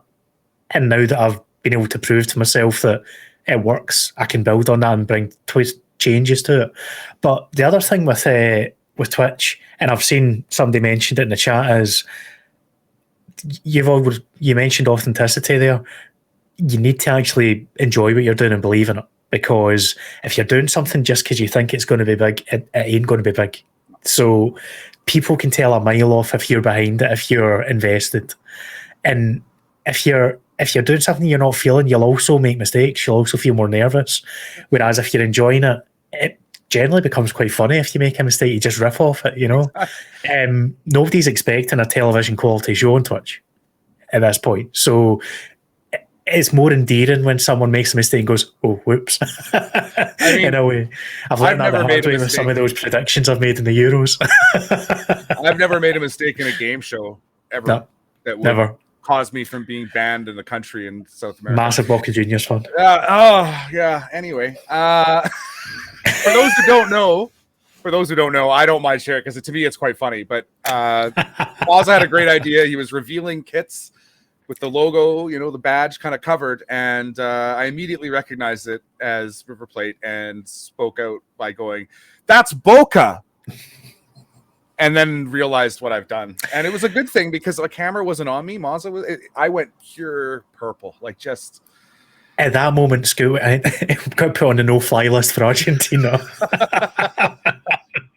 But that's the kind of thing, right? Like I could carry that as a negative. I could carry that as right. But to me, it's funny. Like, why not just like roll with it and enjoy the fact that like you made a laugh? Like, it's all good. Like, none of us, well, obviously bigger creators do see this as a career. None of us are working this as a full-time job right now. We're doing this because it's a hobby that we enjoy, and people need to remember that sometimes, instead of getting so kind of antsy and stressed out about things. Ultimately, we're here to enjoy ourselves, and that's the most important thing that comes across, in my opinion as well. Regardless of what you're doing, regardless of the type of show, you're a step ahead of the game if it comes across to the viewer. Like myself watching someone on Twitch, if they're having a good time, I'm more likely to have a good time. 100%. 100%. So here's a question for you. I'm just going to scroll back up because Offside twice has dropped this in here. What about Scottish Messi heading to Canada? Yeah, there's rumours of the Whitecaps getting Ryan Gold. I personally don't want him to go to Canada. Not anything to do with the Whitecaps. I know they've had a bit of a dodgy time of late, but I just the reasoning for going there in his mind, from what I understand, is he's basically given up on getting in the Scotland squad. He doesn't think he's going to get picked, and that really rankles with me because he's easily good enough in my mind to be in our squads. He's such a creative player, Ryan Gold. He's a great footballer. Personally, I'd like to see him stay in Portugal because it suits his skill set. He's very technical. He was voted the best player in the Portuguese Premier League, so he's clearly good enough. There's also a few other interesting offers. So he's got one from Legia Warsaw, I believe, in Poland, which would give him Champions League football. So we'll see. I know there's a bit of agent talk going on as well. And I know the Whitecaps have given him a very competitive offer. So there's a reason that keeps getting brought up by the agent, I think, in terms of, well, here's your asking price. So he's very much still available. He's not made his mind up as far as I'm aware. I think it's interesting because the Whitecaps are not a place that I think a player would want to, in my eyes, from what I understand from the Whitecaps, they're not a team that's in great shape right now. There's a lot of issues internally. There's issues with things that happened in the legal system. Like, there's a whole bunch of stuff. They're not a club that I think you can go, oh, Davies came out of there, they're great at perform. Like that was an exception to, I think, the norm for them, especially right now. I would be hesitant to go and jump into the MLS. I mean, obviously, if you're looking for your paycheck and that's the biggest paycheck, then maybe that's the case. But I don't think you go to the MLS and then later get considered to join the national team. I think that's you're stepping away from that dream. It is possible because Johnny Russell still got called in a couple of times, but there were logistical issues with him getting over from, I think it was Sporting KC he was with at the time, if I remember rightly. But yeah, it's not a move designed to get him into the international team, put it that way. Whereas if he stays in Portugal and goes to a Braga, or if he joins someone else in Europe, he's still got to have his eyes on that, I'd imagine. You know, Braga would be a great place to go, I would think. He's been strongly linked with Braga, so we'll see. Here's a question for you from FM Dare. Mazza, do you think Lewis Morgan is good enough to make a move back to Scotland or Europe? He's definitely good enough. Yeah, he didn't really get a chance at Celtic, in all honesty, and I think the move came about at the right time for him to go to Florida. I think he's probably improved. Being there playing alongside Higuain, it's very hard not to improve when you're playing beside a talent like that. And I know the fans, they really like him. So I suspect he's probably quite happy, though, with his life in Florida, good weather, playing there. He might not really want to come back to Glasgow in the first flight, in all honesty. But I could see him coming back, and he would still be a Scottish Premier League player. Premiership player, I should say. But he wouldn't get a game for a Rangers or Celtic. Even now, it would be a Aberdeen. He would sign for a Hibs or someone of that ilk. Yeah, the MLS is interesting in that state because some teams, fantastic academy, really well staffed coaching, really well respected, and then some other MLS teams, they're just a mess, and people are doing everything they can to get rid of it. Here's an interesting story, and this isn't really Scottish related, but I'm interested to see what you think about this. There was a trade, because this happened in the MLS. The Montreal MLS franchise, formerly known as the Impact, CF Montreal now, they traded away a player who refused to get vaccinated. Yeah, I saw that. Do you think that that's going to be something that we see more in sports in general? I feel like most teams are forcing their players to get vaccinated. It's slightly different in North America because I think more of an emphasis has been put on the right to choose, because freedom and liberty and all that side of things in America, right? But over in the European side of things, there seems to be more of an expectation from the powers that be that you will get vaccinated. And there's quite a strong outcry when people say on social media, I'm not getting vaccinated because of XYZ. People tend to jump at them. So there's a mentality shift there. And what I could see, I know the NFL's done this, is have made life as hard as possible for players that aren't getting vaccinated, and quite easy if you have had your jabs. So even players like Marlon Humphrey on the Ravens, who was a bit sceptical, saw that and basically went, I'm getting the jab.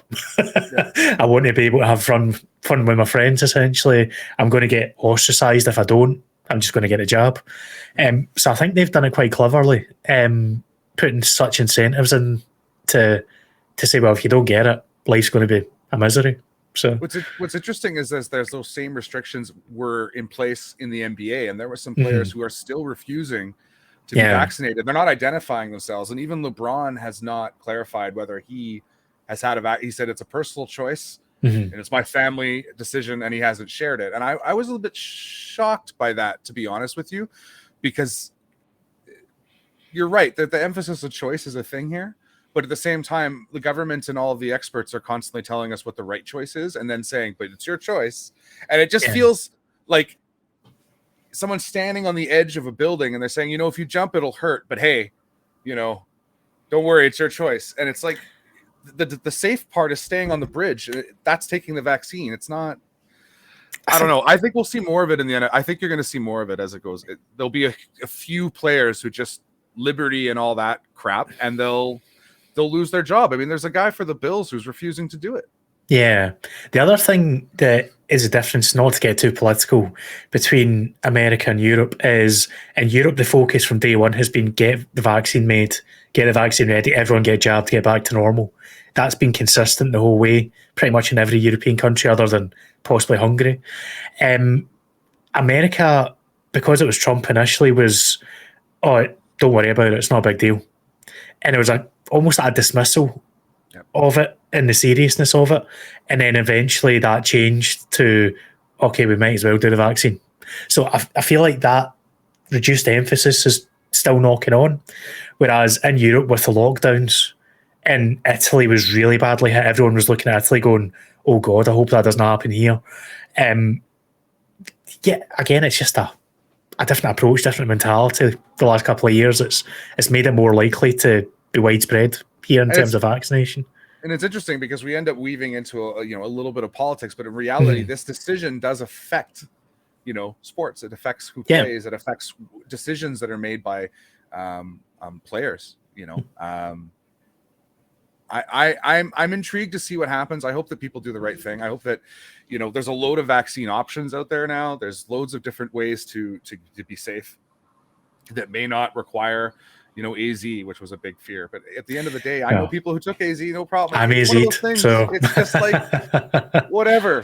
So anyway, end of the day, I think it's going to be one of those times, and I keep mentioning this to Hannah because I'm like, in about 5 to 10 years from now, this 2-year period of COVID and sports and all these rule changes that happened and events moved around to the point where Euro 2000 or 2020 was 2021, like that's going to be such a weird thing to look back at.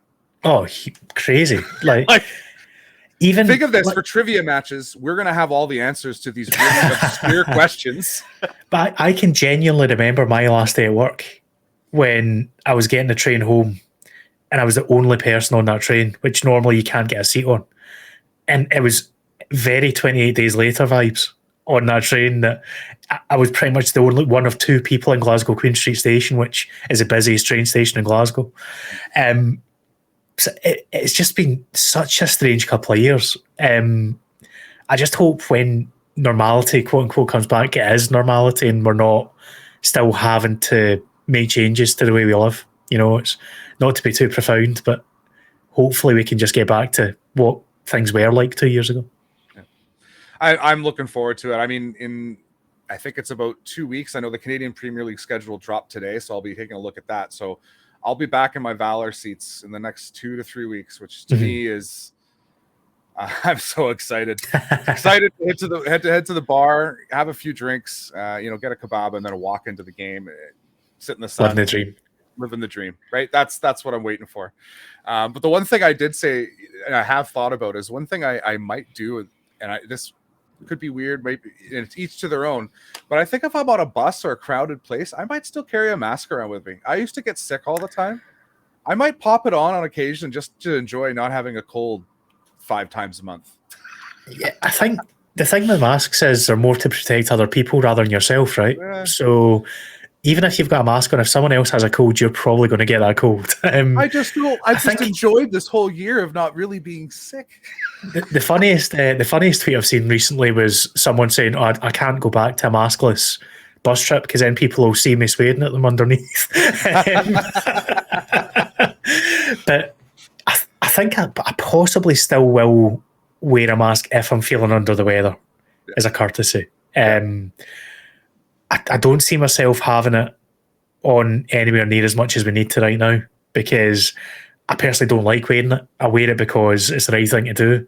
It feels quite stifling when I've got a mask on. Glasses. Okay, this gets up here, and then I breathe, and my glasses fog up, and it feels like it's winter for me. My wife constantly has to just take hers off and rub them.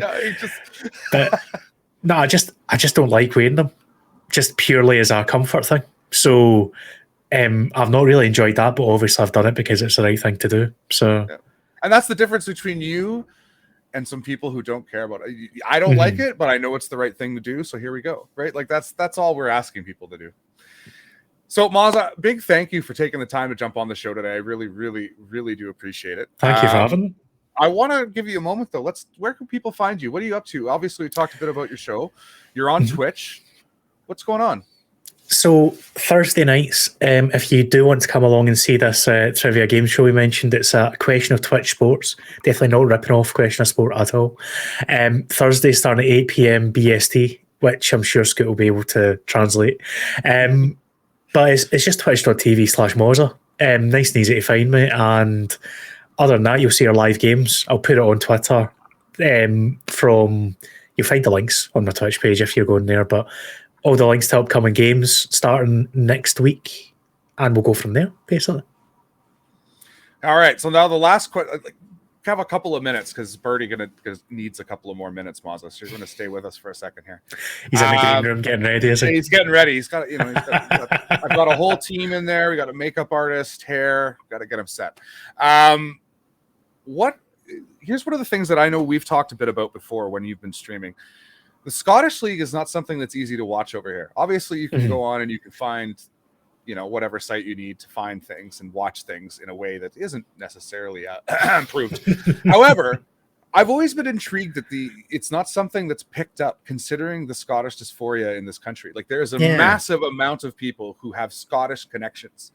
Offside Twice is an example. There's a guy in the chat there. He leads one of the supporter groups for Forge. He's a Scot who's traveled all over the world, and he's mentioned to me that Canada's one of the hardest places to find a legal way to see it. Is that something that Scotland could do a better job of? I feel like there's enough. Like if you look up Scottish dysphoria and you just literally Google it, there is more people who have Scottish connections throughout the world than there is in Scotland. Yeah. Our game is really poorly marketed on an international level, and it has been for years. It goes back to the way things used to be and the way things have always been done. The problem is our top level, the SPFL, is our top 4 tiers in Scotland, and the guy that runs all the marketing side of things, a guy called Neil Doncaster, isn't the greatest at his job. But it's a members' organisation, so they would need to vote him out to make him lose his job. And he's friendly enough with a lot of the clubs that he's not going to get voted out because he's done a few things that would get most people to sack, and he's got away with it. And the issue is he struggled to get a sponsor for the leagues. So when you're struggling to get a basic sponsor for a really decent product, where do you start with international TV deals? And quite often he's quite blinkered that America's seemingly the be all and end all. We've got a deal with America, so all the Rangers and Celtic fans in New York and extended dysphoria there can watch. So it's not all about the States. There's a world out there, and I feel like we need to be more ambitious in terms of marketing our game. Is the other thing. A lot of the time it's we kind of play up to the stereotype of it's just Scottish football, and so we've got a great product. It might not be millions and millions of pounds of players on show, but we're the highest percentage supported leagues in Europe. Hopefully that stays the case when things go back to normal, but more people in Scotland go to a game on a Saturday than anywhere else, and you get the passion because of that. And there's so many good stories down the leagues as well. It's not all about Rangers and Celtic. So if someone did the right job and sold it, it sells itself. And I don't understand why they don't, because it'd be relatively cheap for people to pick up as well compared to your English Premier League, for the Spanish La Liga. Most channels need an extra package from somewhere to fill in time, and there's no reason why Scotland can't fill the gap in a lot of places. It's just interesting to me because I think the only time it's really available, or any time I hear about it over here, is it's Old Firm. It's Old Firm coverage, and that's all it is. And maybe I'm wrong. Maybe you can correct me, but I don't think that's the best way to market, is just highlighting the one rivalry, which also could be considered there's a little bit of toxicity issues with that rivalry. There's a lot of other fantastic teams. One of the ones that I've really started to attach myself to, and I'm not like a supporter, but I've been impressed by what they do as an organization, has been Motherwell. Yeah. Really, really great social awareness from that club. The recent fundraising they had, where the club would match whatever was fundraised and buy tickets for disadvantaged people who couldn't normally afford to go. That's awesome. Like, I want to hear about that. That is an awesome thing. That is something that would market that league, that love of the sport in a much better way than I think seeing some of the things that we see, which sadly, it's just like media anywhere. The negatives tend to be the ones that show loudest. There needs to be more to combat that, right? Let me give you a comparison. So we are so focused on the Old Firm, and it's always been that way. Don't get me wrong, use them as part of the package because it's arguably compared to Turkey, possibly it's one of the biggest, fiercest derby games there is. I suspect Turkey might be ahead of it now with Fenerbahce Galatasaray. But, if you look at Germany, so obviously Germany sells itself with the Bundesliga, but you take a step down and you look at St. Pauli. Everyone knows who St. Pauli are as a club. Compare them to Motherwell, social awareness. There's a kind of left-wing political background to them. While Motherwell might not have that necessarily, they've got a great story to tell in terms of the way the club is run. They carry a charity for suicide prevention on the shirts. They're very, very community involved. Hibs gave up shirt sponsorship to give it to the NHS during the pandemic. Hearts this year are sponsored by motor neurone disease charity because one of the ex-players died of the condition. There's so many good things about Scottish football and the community involvement and the fan base. So many good stories to tell, even going down the levels.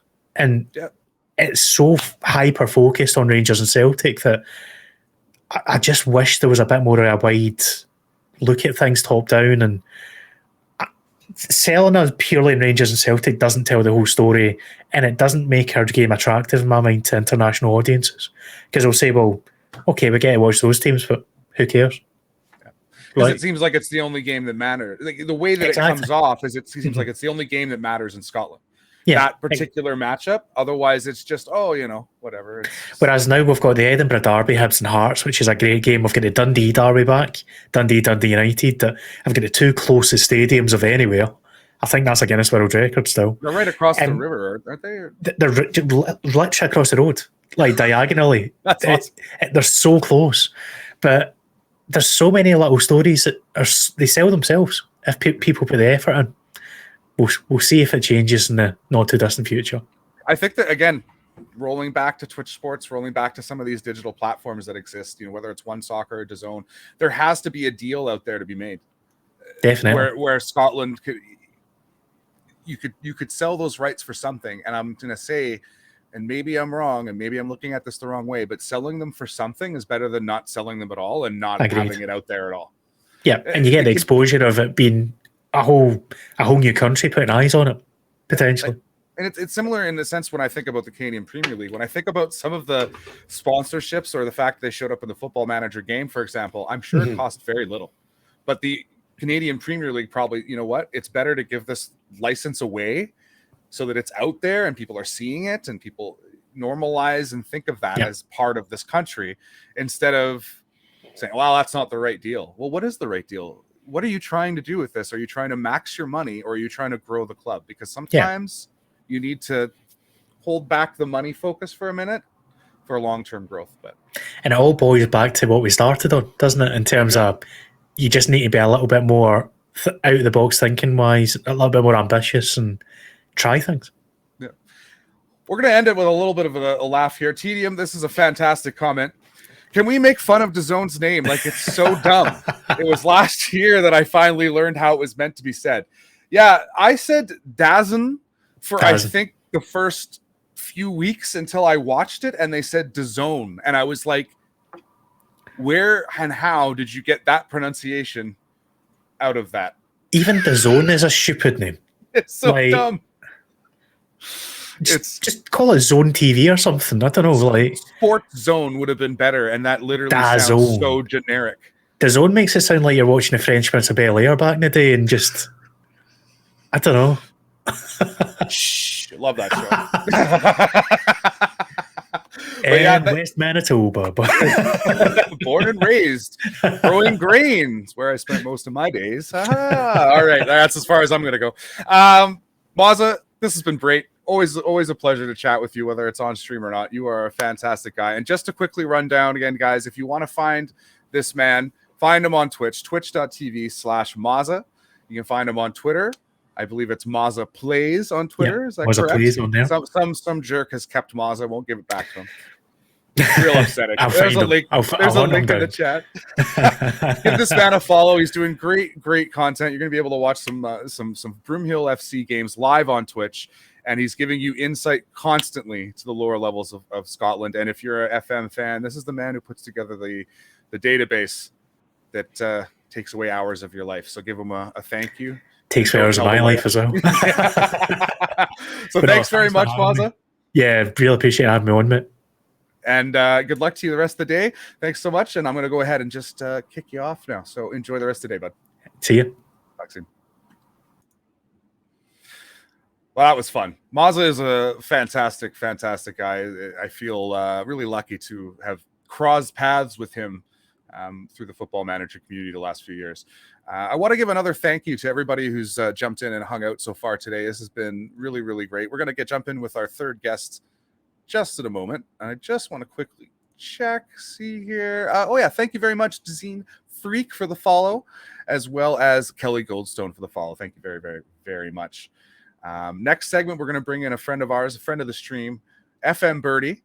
He's a Man United fan, an English fan, an FM content creator, and we're going to talk a little bit about Manchester United and football.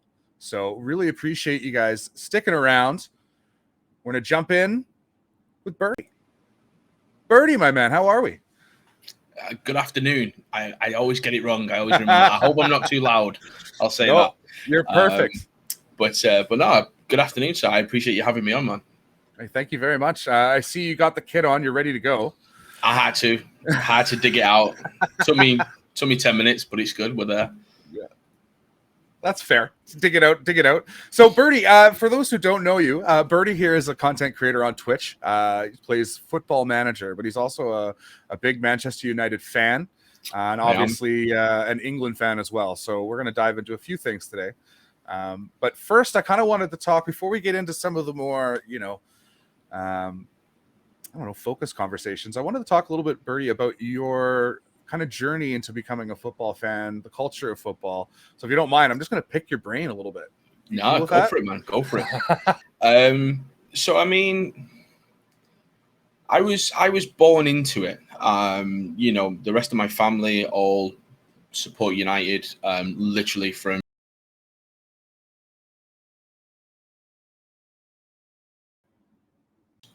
There we are. Sorry, I think the stream just died there for a split second. Hopefully, we're back. Hopefully, that. Yeah. No, that was definitely Melon that just died there for a minute. So yeah, I was born into it. My mum surprisingly is a massive football fan. She always has been.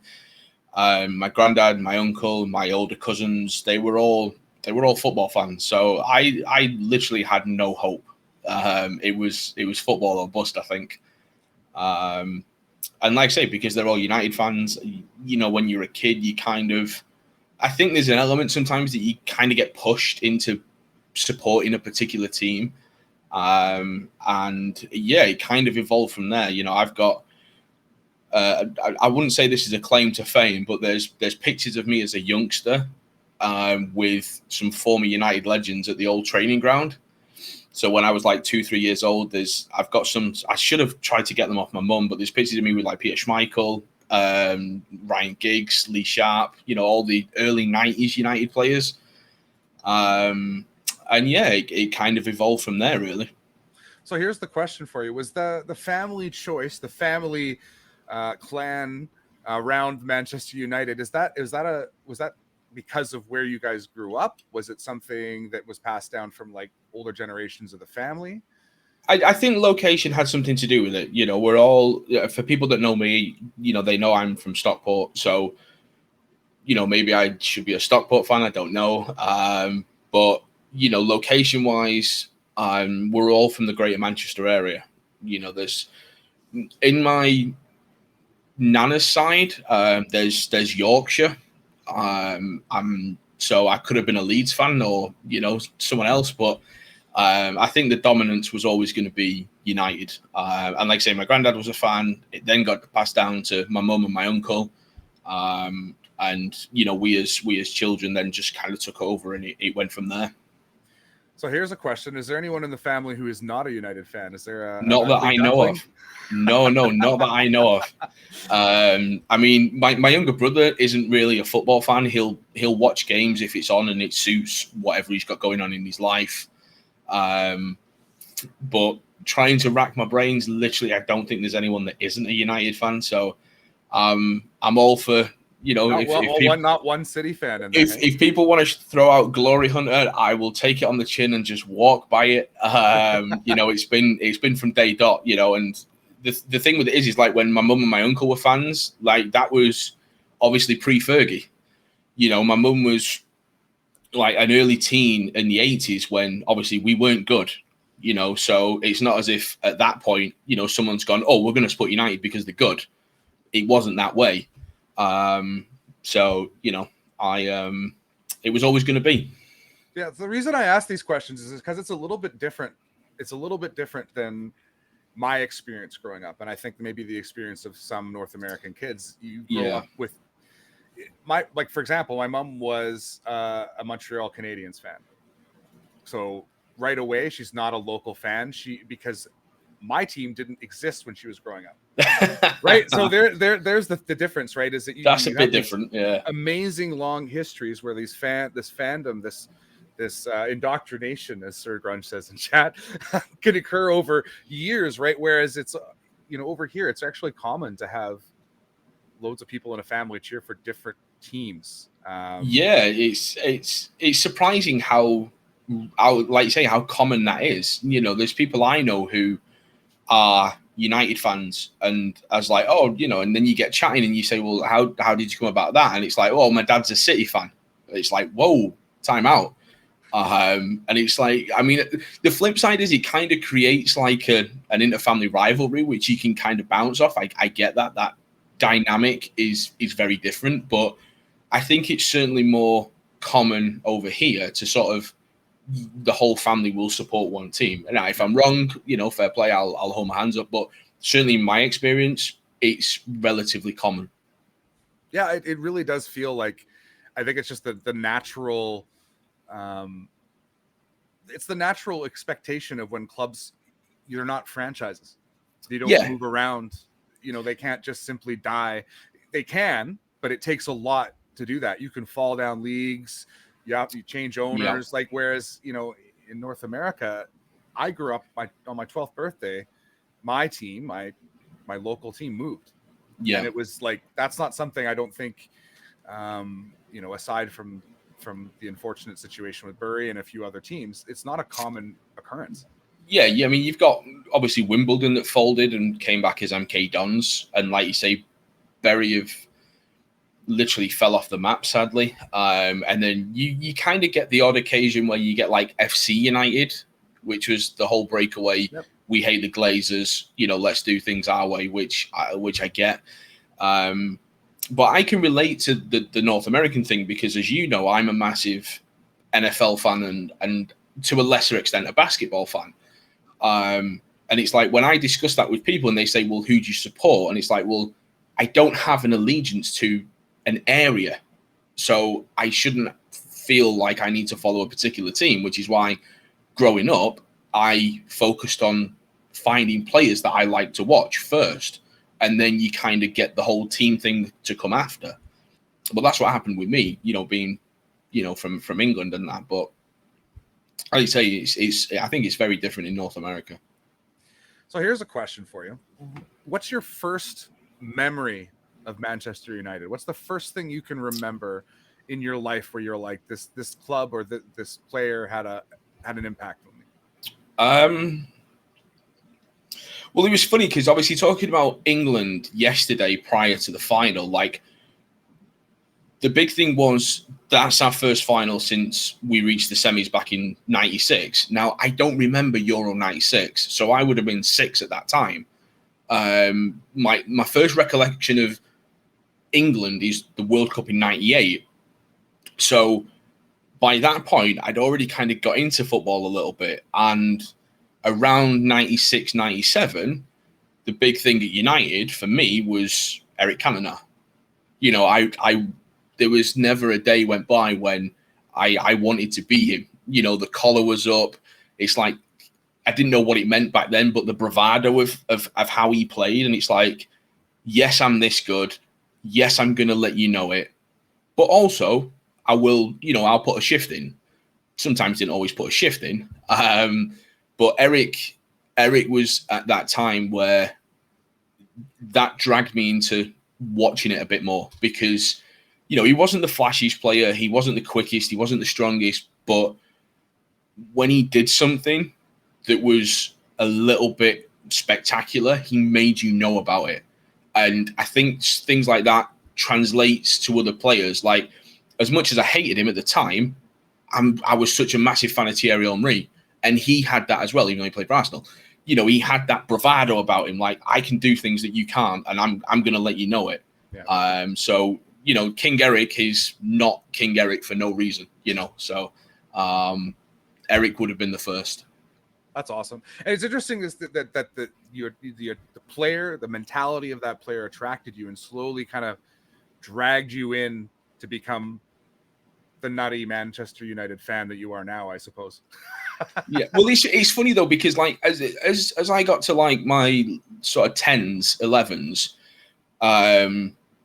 I was given the very first 7 Premier League season reviews on VHS that United actually did. And I used to sit and watch them literally on repeat nearly, because like from someone who lives within, I use the phrase Greater Manchester, like I'm not on United's doorstep, but I'm relatively close compared to some fans. Like, I wanted to know about our history. I didn't just want to be for that moment. So I ended up watching these videos on repeat almost. And it's like, you start picking up players then, and you start finding traits. And, the whole United way is kind of I wouldn't say a myth, but I don't like that term. I don't like the something way, because, times change, things change, people change. But certainly, finding out about the history was somewhat more important to me then than the now, which was like I say, when I was like 9, 10 years old. Yeah. And I can certainly, as a relatively new football fanatic, I would say, the history is what dragged me in.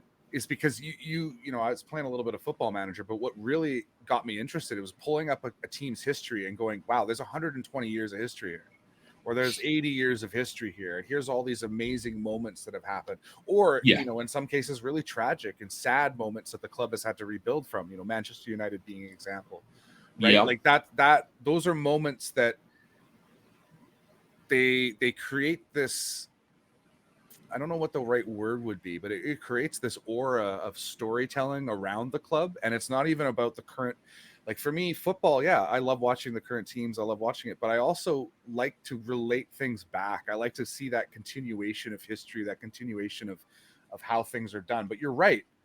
I also hate the way to do things. It's just like the Patriots way, or before the Patriots is the Bronco way. Like, it's like the way is what you're saying is the way is connected to winning. So why don't you just say, let's win the winning way? Like you know what I mean? Like at the end of the day, you go back and find traditions as well. And it's like the incredible statistic that United have had a homegrown academy player in every match day squad for like, what I think it's 1939, I think, or 37. That's incredible. And yeah, you might only think that it's one player, but still, especially in today's game, how many people have players come through their academy and stick, especially at the highest level? There's, if you're in England and you come through, say, I don't know, someone else in the Premiership, like Brighton, for example, if you come through their academy and you do well, there's less of a chance of you staying at Brighton. Let's be honest, no disrespect, but in today's game, someone's going to throw millions at you. So the club's then in a position where do we sell? Do we risk making him unhappy? And then the player's thinking, well, I can go and play for X team who's a lot bigger than Brighton. But yet in the past, I think players were more inclined to stay with the team that they sort of developed through, especially if that club showed faith in them. And in today's game, I think to have continued that, especially given the money that's in English football at the minute, for us to have kept that going over the last 15, 20 years, I think speaks volumes about what we are as a club, and traditions that you kind of want to keep to. Yeah. And I think that that's something that when you look at Man United, when I look at Man United, I've always looked at them and said, there's a club that does try to progress their youth all the way through. They try and bring them up, and they try to continue that pathway of growth. And then you look at another club, like maybe a Chelsea, where they have loads of youth. And, over the past couple of years, there's obviously been use of them. But the traditional way has been loaning hundreds of them out and then eventually selling them and buying in bigger pieces that you think you need. And that I have less affinity for, just because it's not you're bringing in someone who hasn't grown up in the club culture, club atmosphere, with those relationships that you have with kids. There's something really cool about when kids play in an academy, they play in the under 18s, they play in the under 23s, and then they move up together and they play together. And you've had all those years, right? I mean, the prime example is Barcelona. Not so much in recent history, obviously. We all know about their struggles. But, when you had that core Spanish team in 2008 and 2010 and 2012, where 7 or 8 of them played for Barca, that's an astonishing achievement, to have had them players not even necessarily all come through at the right time, but you've got players in certain positions that act as the backbone to creating a team, and they had Puyol in defense, they had, Xavi and Iniesta in midfield, and those three, and Sergio Busquets, and you kind of build from that, and you've got a base of 5, 6, 7 players that have all come through the same team to one extent or another. They all went through La Masia. All right, Piqué left to go to United, but then ended up going back. Fabregas left to go to Arsenal and ended up going back. So they've been around each other for years, and you don't lose that connectivity, like in Fabregas or Piqué's case. And, to have that at any given time, you've got the Busby Babes from, back in the 60s, and then you've got, the class of 92 that kind of is the main sort of focal point when you talk about a number of players coming through at the same time. It's like, there has to be an element of trust. And that's why I think Barca have failed so badly, because they don't trust the kids anymore. Don't get me wrong. Sometimes United, there'll be youngsters where you think they could make it, but then, it turns out that they might not be at a level where they're needed. And, it's a shame when you see something like that. This might sound daft, but one of the biggest sort of transfers that I didn't like was when we sold Phil Neville. He wasn't the flashiest of players. He wasn't the biggest of names. He was kind of in Gary's shadow for his United career. And yet he went to Everton and flourished way into his late 30s, So it's difficult to do it, like you say, especially in today's day and age, where you can kind of get a load of kids, even if you buy them, you can buy 16, 17, 18-year-olds and, infuse them through your youth system. But then you need to then do that with the same players. You mentioned Chelsea. What's the point in buying 20, 25 players if you're going to ship them out on loan left, right, and centre? Because they're not going to have any affinity to your club. They're not going to have any chemistry with players that they're likely to or potentially going to put in the same team as. I don't think that works. But from a financial perspective, it can do. If you're like how Chelsea have sold some of their players for valuations that they've got is absolutely beyond me. Fair play to whoever's running Chelsea's transfers, I tell you. But like you say, the problem in today's day and age is the fact that there's so much of a demand on win now. There's no projects anymore. God forbid if we didn't win the FA Cup in 1990, Fergie might have got the sack. Turns out to be the greatest manager in history. Slightly biased, I'm sorry. But and you have events like that can change the course of history on occasions. So hopefully, we do continue that path of, giving the youngsters a chance. And it's not so much always giving them a chance, it's giving them an environment to thrive in. Yeah. And I think sometimes that's what lets some players down. I saw something on Twitter the other day that Johan Gourcuff turned 35, was a French wonder kid. Because he was a number 10, he got labeled as Zidane. You know, he was the heir to the throne. And sadly, it never really worked out for him. I'm not saying he didn't have a decent career, but he didn't hit the heights that people thought he might. And, you know, pressures like that can have an effect on people. And, you know, sadly, not everyone's cut out for it, I don't think.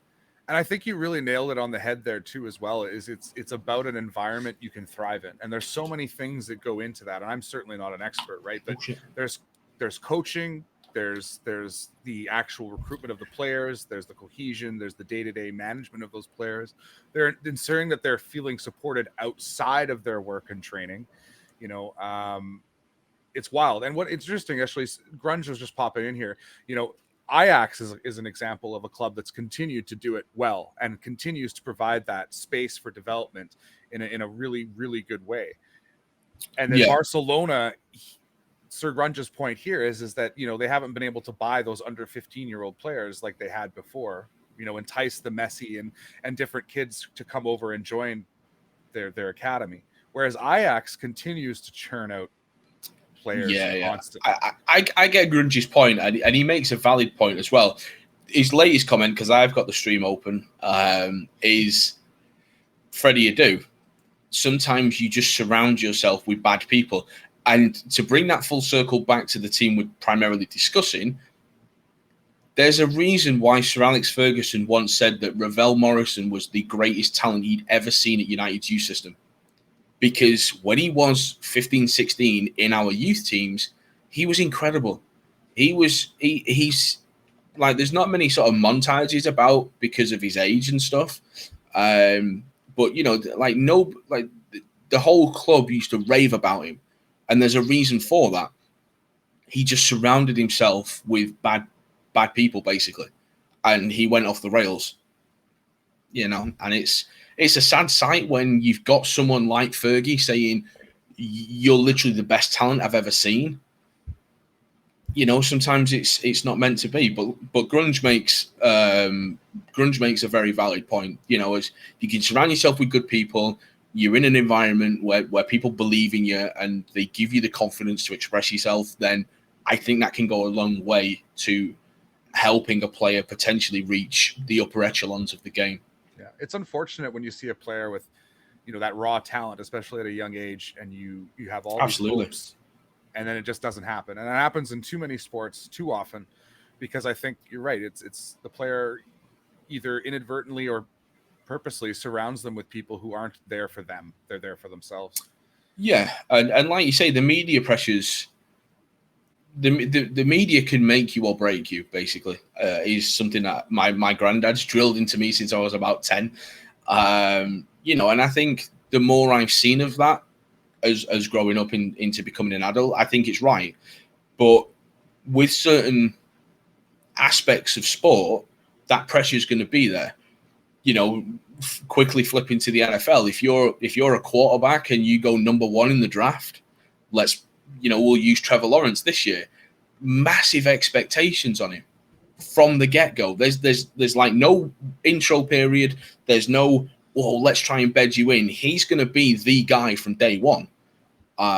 You know, and to compare that to someone like your team in the Seahawks, Russell Wilson was taken in the 3rd round. No one really thought, well, this kid's going to be, you know, anything special. Walks into training camp, beats out Matt Flynn, I think, who you'd signed from the Packers for big money. Yep.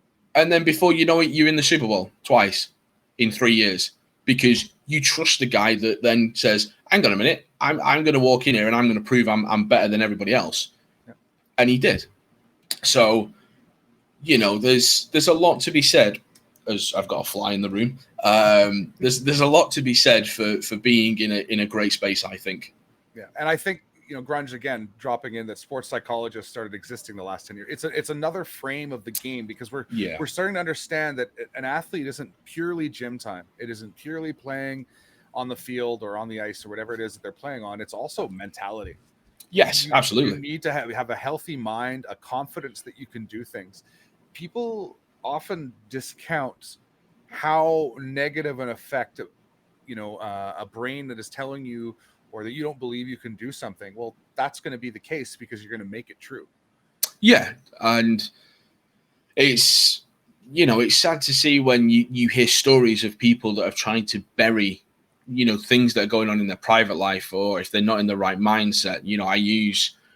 Again, circling back to United, I'll use Jesse Lingard as an example. He came out and said that he had everything going on in his family, and he wasn't in the greatest of mindsets. But yet, until you say that, especially to like management around your team, people are not going to know, because that's the brain kind of, I think, in some cases maneuvers itself to think, well, if I bury it deep enough, no one's going to know, or at least to a point where I can hide it from everyone but myself.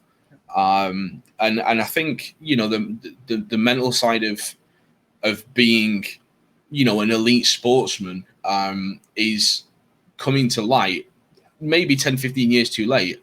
But what people are doing and what some of these charities are doing is a wonderful thing, and it's okay to not be okay. Do you know what I mean? Yeah. So, and I think a lot more players are becoming comfortable just talking about that. You could even see it in tennis recently, where yes, I can't remember her name now, but she pulled out because she wasn't comfortable. She wasn't doing well, and I think there needs to be more space for that. These people, this is their job at the end of the day, right? And yeah. we all work. We all know that some days aren't the best, and some days you need a break. And to think that an athlete doesn't do that because they need to just keep working, part of that rest, part of that being able to understand when you need a break for a moment, whatever it is. It is, and when you think about the amount of games that certain people play, it shouldn't come as a surprise why players get burnt out. A case in point would be Michael Owen, or to some extent, again, linking it back to United, Wayne Rooney. A phenomenally gifted footballer, but he played so many games at a young age that eventually it caught up with him. And in Rooney's case, I think he lacked the professionalism to, keep himself in the right shape and keep himself in the right frame of mind. There was always the conundrum between Rooney and Ronaldo in like 2007-8 as to who was the better player, who was more important to United. And I think when you compare what Ronaldo went on to do, that the answer is clear. But Ronaldo kept himself in shape. He dedicated his life to being the best that he could be. And I think that's beyond admirable. I've said it before, I'm not Ronaldo's biggest fan, but when it comes to his mental preparation and determination about, like I say, taking care of himself, working hard and wanting and striving to be the best that he could be, it sets him apart. It's unbelievable. And to use someone in the present day, I would look at potentially Pedri.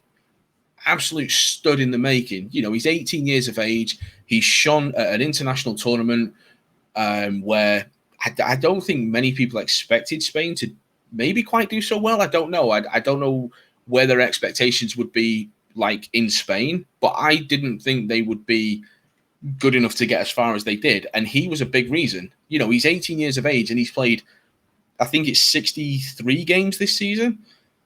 And then you think that he's going to then have a couple of weeks break and he's going to get straight into pre-season. He's going to have another full season ahead of him and potentially the World Cup next summer. That's a lot of games to play at such a young age. Now, don't get me wrong, maybe the pace of the game in Spain is different, but it's still a lot to demand from someone of such a young age. And so long as he's got the right people around him and, the club trust him and, put their faith in that this guy's going to be, the future of our team, you do everything you can to make sure that he will always be in the right frame of mind. And I don't think that's been done very much, certainly like 10 years ago. Like Grunge said, psychologists have only been here 10 years. There's a reason. So, hopefully with the things that we're doing now and hopefully continue to expand upon, that becomes less of an issue with any football and not just at the top level. Yeah. And I think what's, interesting about Pedri too is he's coming into a space where he's played this tournament. He's played all of his league games, like you mentioned, loads of games. And then you're going to have a condensed schedule in the league because of the World Cup. Like, it's almost like COVID backed into, another section where we knew there was going to be issues in the calendar. Yeah, I mean, it's going to be crazy the amount of games some of these guys are going to play over the next couple of years. Yeah, absolutely. And then, it puts into perspective with what happened to Christian Eriksen. Yeah. The guy's never failed a fitness test in his life, I think some people were saying. Nothing ever flared up at some point or anything like that. And then in the middle of a game like that, what happened to him happened. And it's a scary thought when you think that, footballers are paid, ridiculous sums of money to be arguably the fittest people on the planet. But there's only so much the human body can take, I think. And, at some point it's going to snap back, whether it's a heart in Eriksen's case, or it's mental, like we've seen with other players, that there is almost a limit where the resistance then pushes back a bit. Yeah. And it does worry. I mean, Grunge has just said, there's going to be probably a mental dip with Pedri at some point, and you just hope that there's good people around him to make sure that, fingers crossed, it doesn't affect him too much, because, like Grunge said again, he ran near enough every game Spain played. He's so talented, it's unbelievable. And you just kind of hope that, players like that are wrapped in bubble wrap almost and protected a little bit. And especially if there's any, the whole talk through the Euros is the amount of young English talent, attacking talent that we have. But the problem is that our media crucify them. As soon as they do something wrong, Beckham in when he got sent off for kicking Simeone, crucified him, because it's all then his fault. Because when we win, it's great.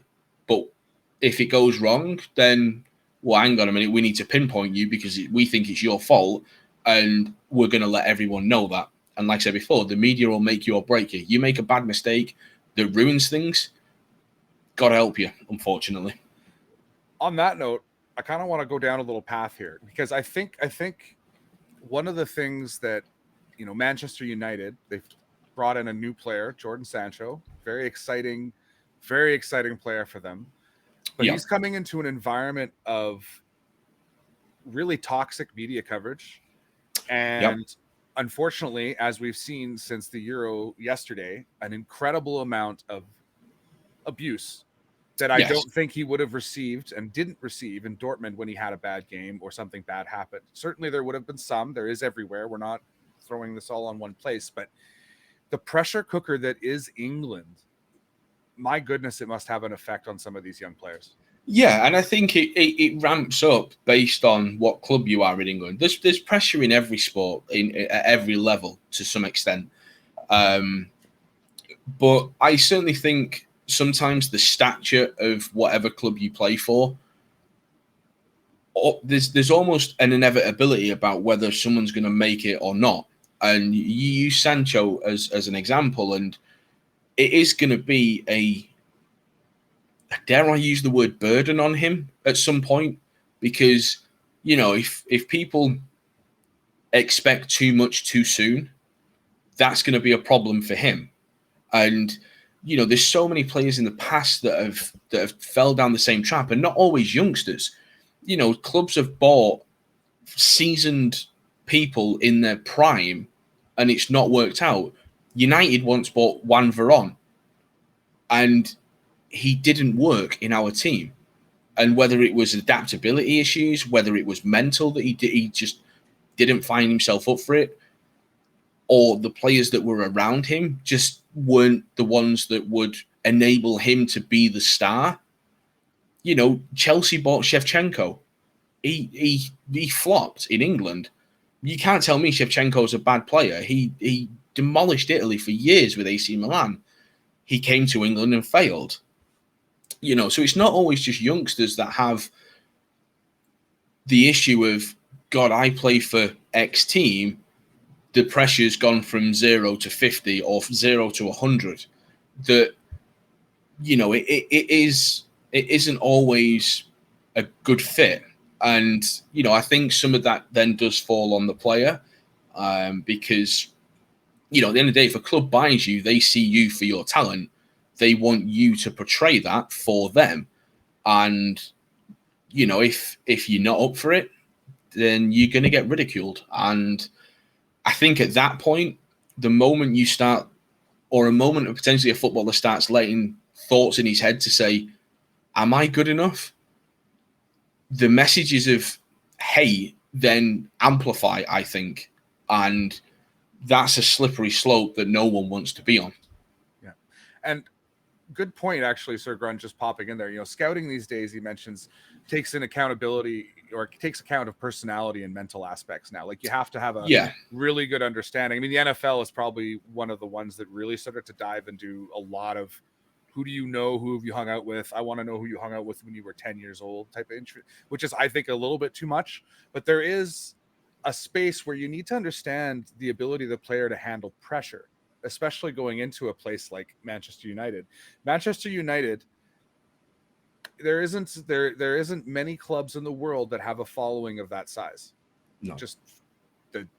Simply stated, there is bars in Winnipeg in the middle of nowhere, Canada, that are Manchester United bars. Right? They don't put anything else up. There's just Man United stuff. And if you walk in there with the wrong kit, even if you're just a casual fan that thought the kit looked nice, they're going to let you know about it. Like that. Yeah. That's it's a massive club. So the pressure can't be understated. But you're right. The way to mitigate that is to understand what the player needs. It's to try and maximize, again, their ability to thrive in a place, or a space that can support their ability to grow. Yeah, and I think to coin an NFL phrase, intangibles are often overlooked. The biggest one is, I hate to say his name, is Brady. People overlooked the fact that he had the heart, he had the determination, and you hear stories about the first day at training camp, and he walked up to Robert Kraft and said, as a, what was he, 199, 198 pick? He walked in and said, I'm the best decision you've ever made. Yep. That takes a little bit of balls and a lot of self-belief. And I think self-belief is you're almost halfway there at that point. If you believe in your ability to do a particular position or a sport in whatever way, then convincing yourself of that is halfway there. You then just have to convince other people. And in Sancho's case, I don't think they would admit it publicly, but I think City would happily, well, not happily, but they would admit that they maybe should have fast-tracked him a little more. So the theory goes that Sancho thought himself he was ready to play more games, and Pep and the rest of the City coaching staff were like, whoa, hold your horses, not yet. And that's why he jumped ship. And I would commend Sancho for that. There's so many English players that you hear about, that apparently don't get a look in because the Premier League is inundated with foreigners and players bought from abroad. It's like, well, how are you supposed to gauge an idea of how good these kids are if you don't play them? If you're spending 50, 60 million on a Riyad Mahrez, for example, or a Bernardo Silva, or in United's case, a Bruno Fernandes. But you've got to trust them enough to say, well, we think you're good, but maybe you're not quite ready. Maybe we get you loan deals. And I think that's where the loan market, if utilized properly, can be a very big thing for a football team. Us as football manager players, we do that all the time. If you've got a kid there that you think is going to be a big part of your future, but you can't get him in the game yet, find a situation for him to thrive in. And again, the same thing applies. It's almost like you were broken records at this point, but it's like, find him somewhere where he can thrive and develop his ability to, from a raw state, like you mentioned, into something more consistent. And then when he comes back off loan, maybe you loan him out for 2-3 years.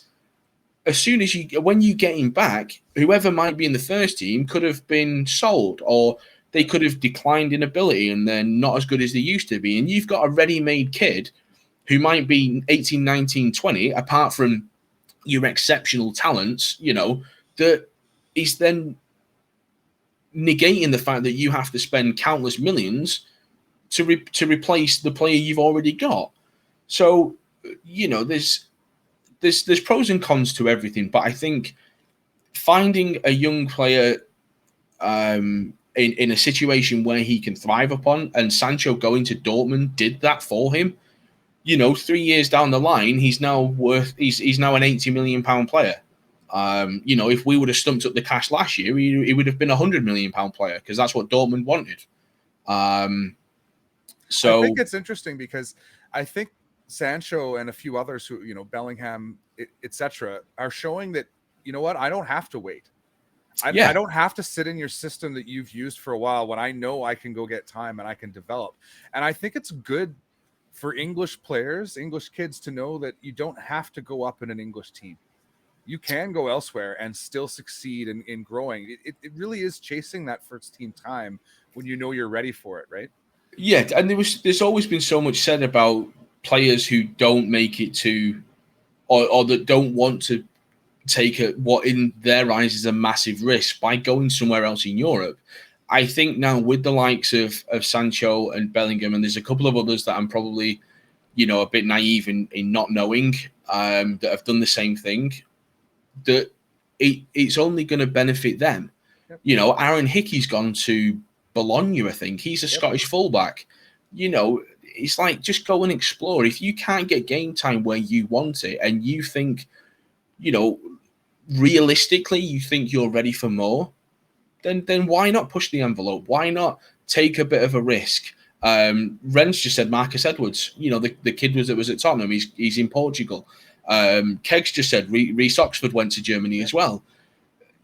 Take a chance and believe in yourself that there is life beyond the Premier League, because you get this theory, this idea that the Premier League is the best league in the world.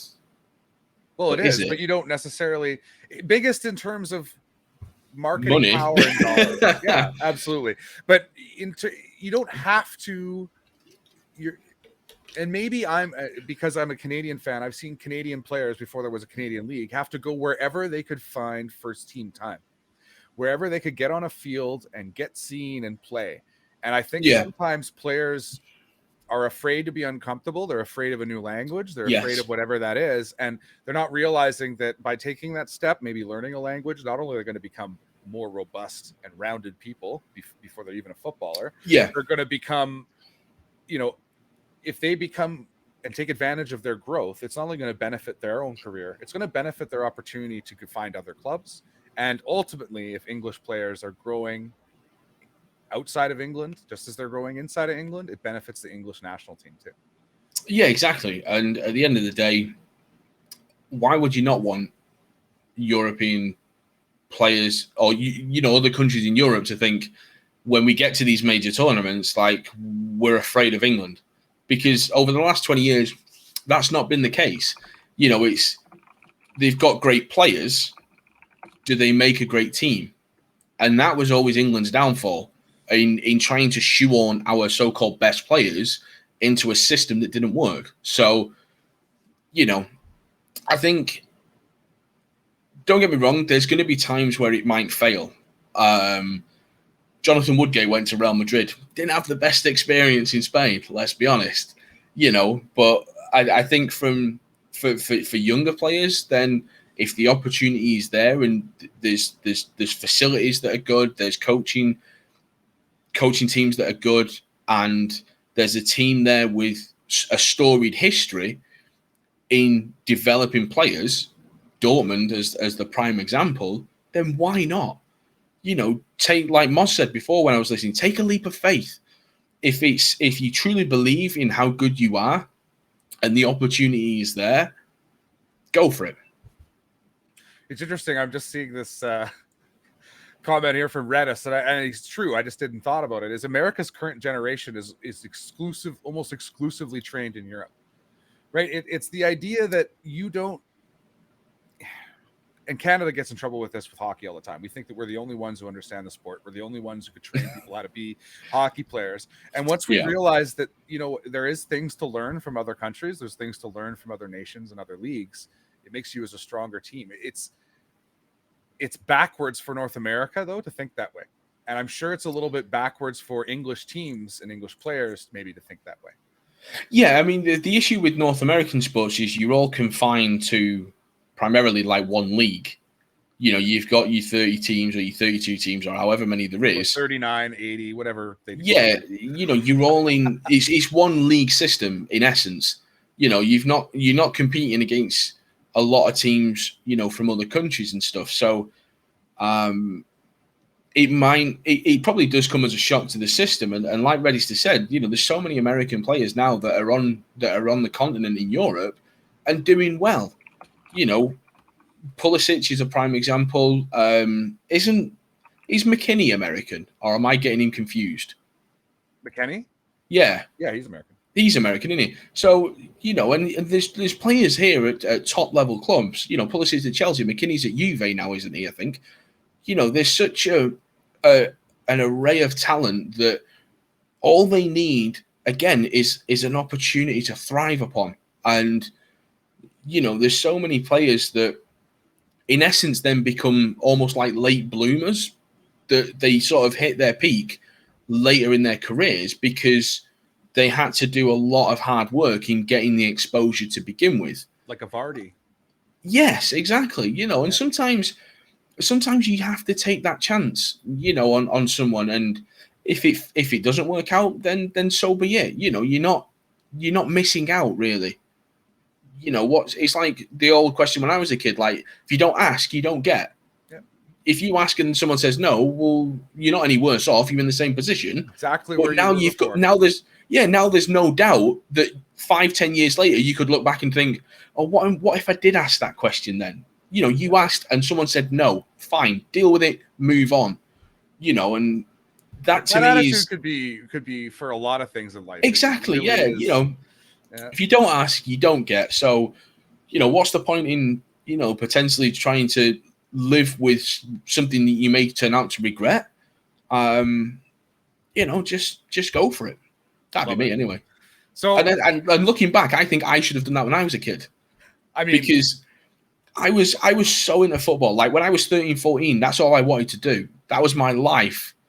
And I had so much self-doubt because the people around me didn't believe in me. I'm not going to say, I could have been a Ballon d'Or winner or whatever, but, nobody seemed to think, oh, hang on, we'll give this kid a go, because there was, dare I say, even then, there was names. So, like, because I wanted to be a striker, there was two lads in my year that were playing week in, week out at like grassroots level, whereas I wasn't. So them two, before anything was even discussed, bang, them two were on the team sheet. Yep. And it's like, how are you supposed to know if you don't give people a chance? And that goes back to our conversation. It's just give people an environment they can thrive in. And part of that is absolutely, that's just life in a sense. And I don't think people, whether it's a workplace or whether, it's a professional athlete, we are always learning about what that space, what that environment could be like, right? Yeah. Birdie, 100%. We're coming up on the end here, so I want to give you one last question. We're going to loop back to Man United a little bit. Looking forward to the next Premier League season. Yeah. What are you most excited for? I'm not going to ask you for a where you're going to land. I just want to know what you're excited for. I still think until the transfer window shuts, I think there's still going to be a lot of elements that are yet to fall into place. And that's not just United, that's any team in the Premier League, in any league really. That you have sometimes the distraction of a European tournament or a World Cup, for example, that affects how sort of players' mindsets are when it comes to transfers. I mean, you look at Harry Kane, it comes out in the middle of the tournament that City have offered 100 million for him. Like that, I think would play on his mind, considering he's come out and said he wants to leave Tottenham. So, from a United perspective, the fact that if we wrap Sancho up and I don't want to get too excited at this, but if we get Varane from Madrid, I think, despite the fact that I'm a Victor Lindelof fan, and I think he gets a lot of criticism that's unfair, that is such an upgrade at central defence. And, sometimes I think that the whole Fred and McTominay double pivot is used because Ollie doesn't necessarily trust who's behind them. And there's an element of, well, if we get a better defender, could we maybe lose one of those two holding players? And I think certainly against teams, I'm a firm believer of you don't deserve anything in football. You get what you get. If you play well, you might win. If you play well and lose, that's unfortunate. But there's no game that you go into and you think we're going to win this. That's wrong for me. But there's so many teams that we, in theory, should have beat, especially at home last season, that we didn't. And more often than not, that was because this double pivot of Fred and McTominay was there. There was not many games where only one of them would sit. I hate to mention it because I've seen Ren in the chat that when we beat Leeds 6-2, McTominay scored twice. Why? Because he was breaking forward. Like, there's so many games last season where that didn't happen. And I think against teams that in theory we should be expected to beat, I'll say, there has to be that extra creativeness. And that's what we lacked at times. And the flip side to the problem is that I'm such a fan of Paul Pogba. It infuriates me that we can't seem to get the best out of him. And there was times towards the end of last season where Ollie would change the team completely to get him in. To me, that's a bad sign. You shouldn't have to do that. And he's then shoehorning Pogba into almost like an advanced playmaker off the left wing if we were correlating it to FM. But that's not what he did at Juventus. That's not how he thrived at Juventus. It was a completely different system. But then to accommodate Pogba on the left, he puts Rashford on the right. Rashford's not a right winger. That's why, hey-ho, we went for Jadon Sancho. Yeah. Problem solved. But then if you're going to play Sancho on the right, you play Rashford on the left. Bruno's a shoo-in, let's be honest. Bruno's not going to play. So that leaves you two midfielders in essence. So what are you going to do? Are you going to stick with Fred and McTominay? Or are you going to try and trust Pogba enough that he can do that job when clearly he doesn't want to? The whole thing about the French team getting beat by Switzerland was apparently because Pogba doesn't defend. He doesn't. Like, it's not a secret that he doesn't like doing that and he doesn't want to do it. But if the rest of the team fits a particular system that he doesn't, I'm sorry, he doesn't make the team for me. And that pains me to say it because when we bought him back, all right, it was farcical that we let him go for nothing and he came back for 90 million. But like I say, I'm such a fan of him. He's such a wonderfully talented player that you shouldn't have to change your entire outlook to fit him. Like, Juve wanted him because they knew what system they would play and they knew where he would be. I don't think we have that for him. And if it came down to it, for the greater good, would I sell him? Happily. If we got a midfielder in that could balance attack and defend better than Pogba, I'd be for swapping it. So, I really would.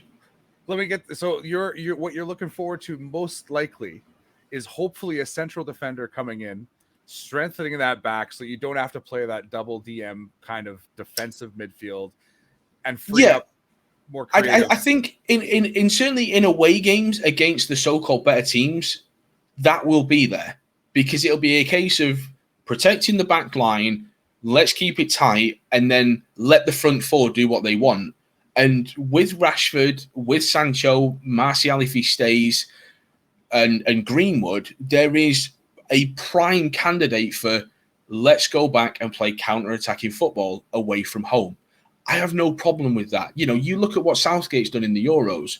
He changed his system to accommodate who he was playing. Sometimes I think you can go too far with that. Briefly going back to the prime Barca team, Pep didn't change his system, and Pep doesn't do that at City and tells Kevin De Bruyne he's got to defend more.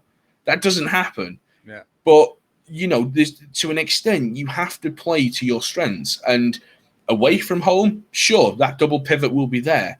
But against teams, in theory, that we should be expected to beat, you know, we lost last season at home to Sheffield United. They finished bottom. Like, from a United perspective, without, like, trying to diminish what Sheffield United did that day, because they played better than us, that shouldn't happen. We should be beating them.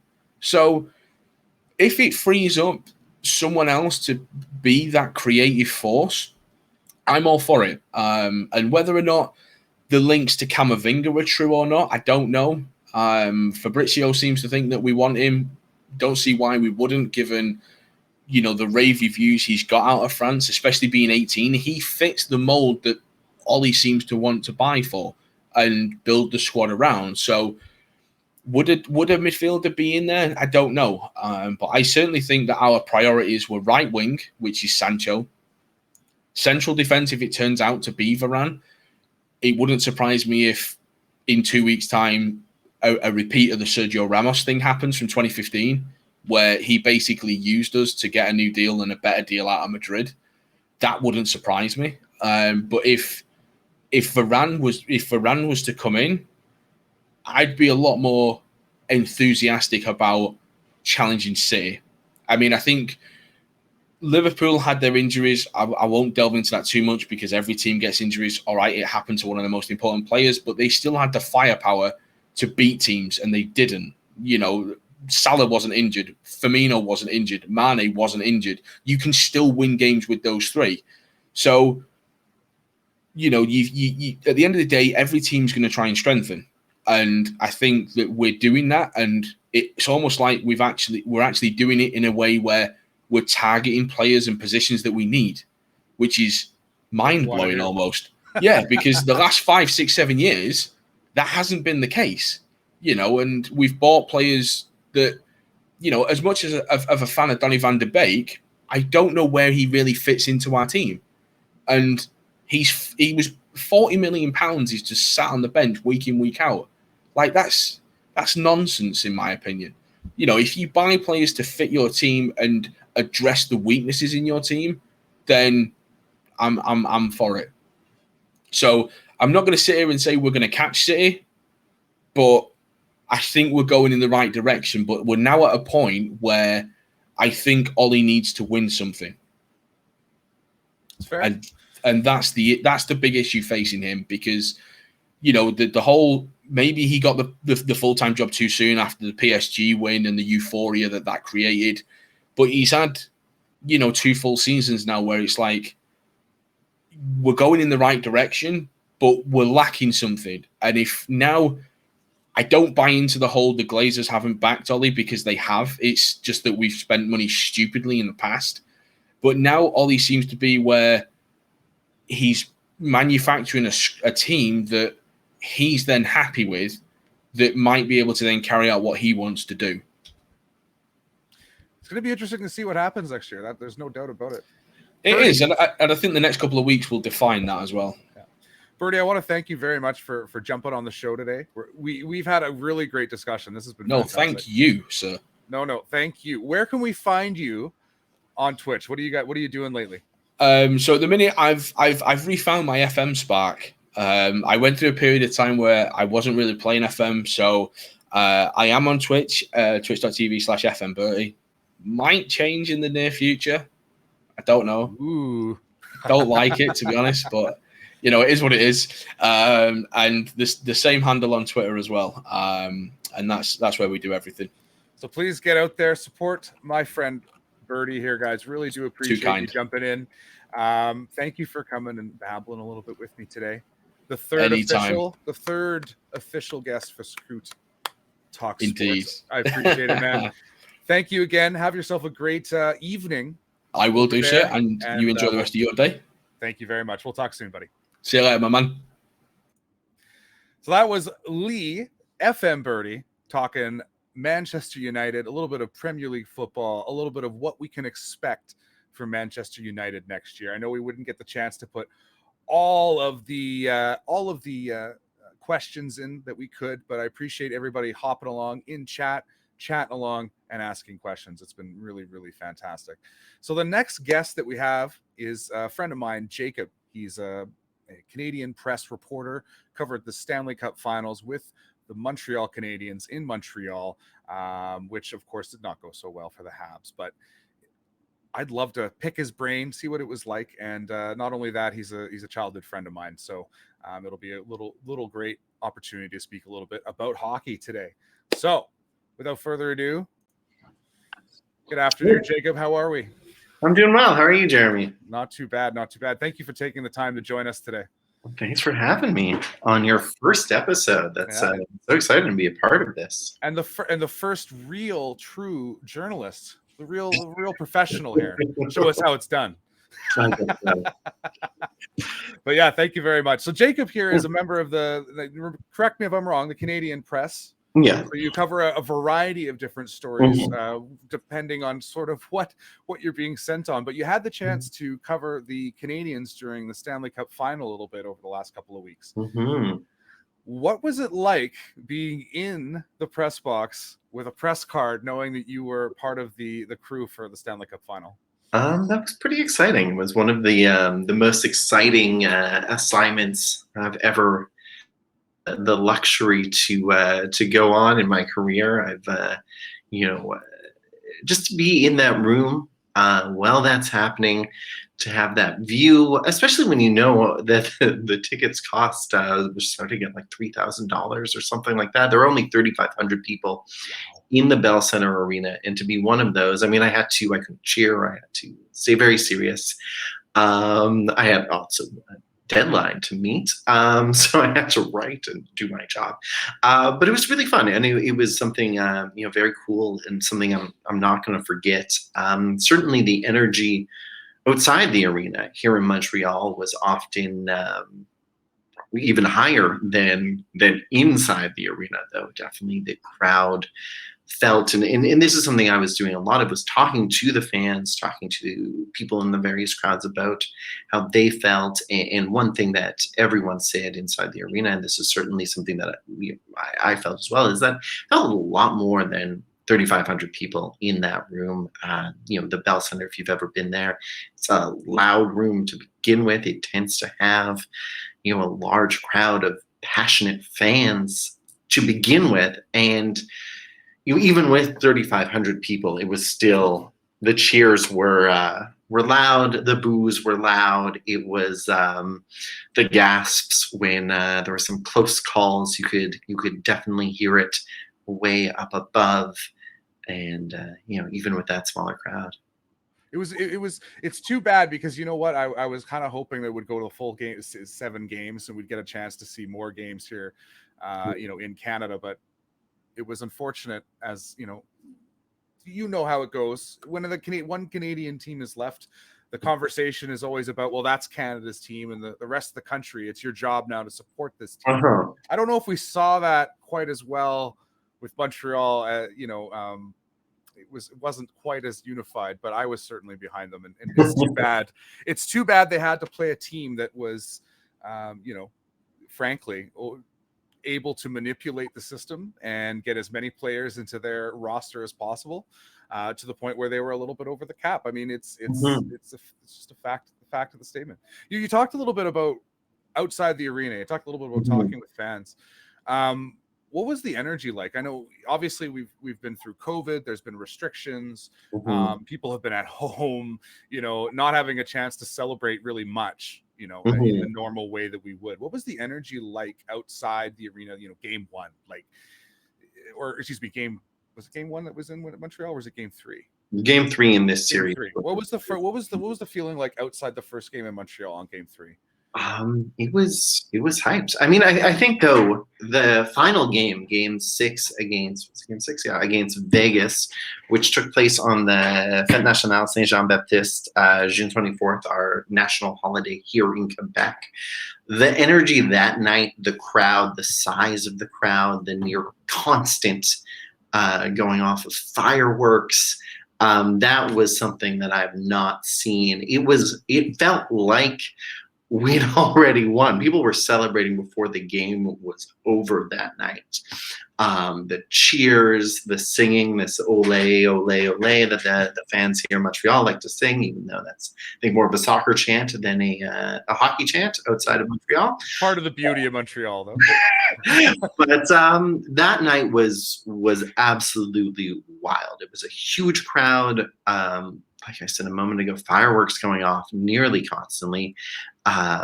Really, it was the first real big party people have had in Montreal in really, 2 years. Like last summer was subdued. It was not nothing.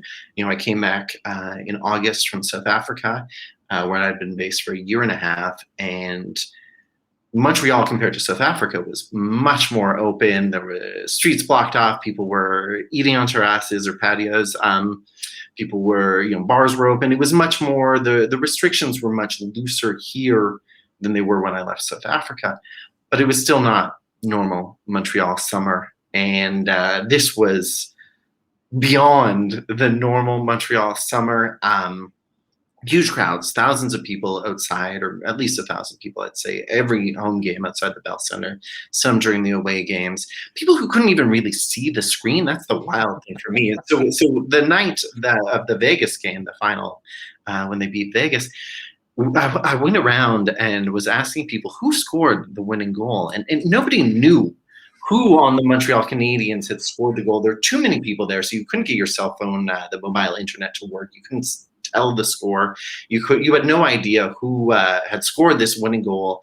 People are trying to see the TV screen through the window of a restaurant, through the window of McDonald's down the block, and they knew that Montreal had scored. They didn't know who. They didn't care. They just knew we had won, and they were celebrating. But as you were going around, so there was several outdoor viewing events put on by the city where they had big screens, maximum 5,000 people there, and those were full. So you had at least 5,000 people down in Place Festival watching all the games. I was going around in my neighborhood, and there was a bar that had set up its patio in front of its door, as well as the business next door, which is a pornography theater, and then the business next door on the other side. And so it had three sort of patios in front of it, three storefronts worth of patios.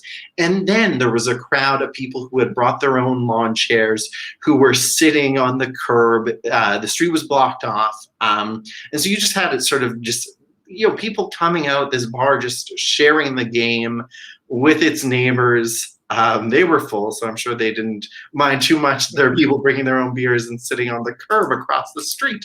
But that was the feeling here. This was the first time we've really had a party since the beginning of this pandemic, and what a party it was. It must have been such a release, for so many people who haven't had a chance to, the simple things in life sometimes, Jacob, are just sitting down with a friend with a beer in front of a game. And we weren't able to do that for a very long time, right? So grabbing a chair, going outside, seeing some friends. My goodness, does that sound nice? Yeah, definitely. This was the first time I had sort of, gotten together with friends to watch sports, and in quite some time. So it was pretty exciting just to, as someone who enjoys hockey, someone who enjoys the Montreal Canadiens, as well as, and in fact, I think my work led me to watch less than I would have had I just not been reporting on it at all.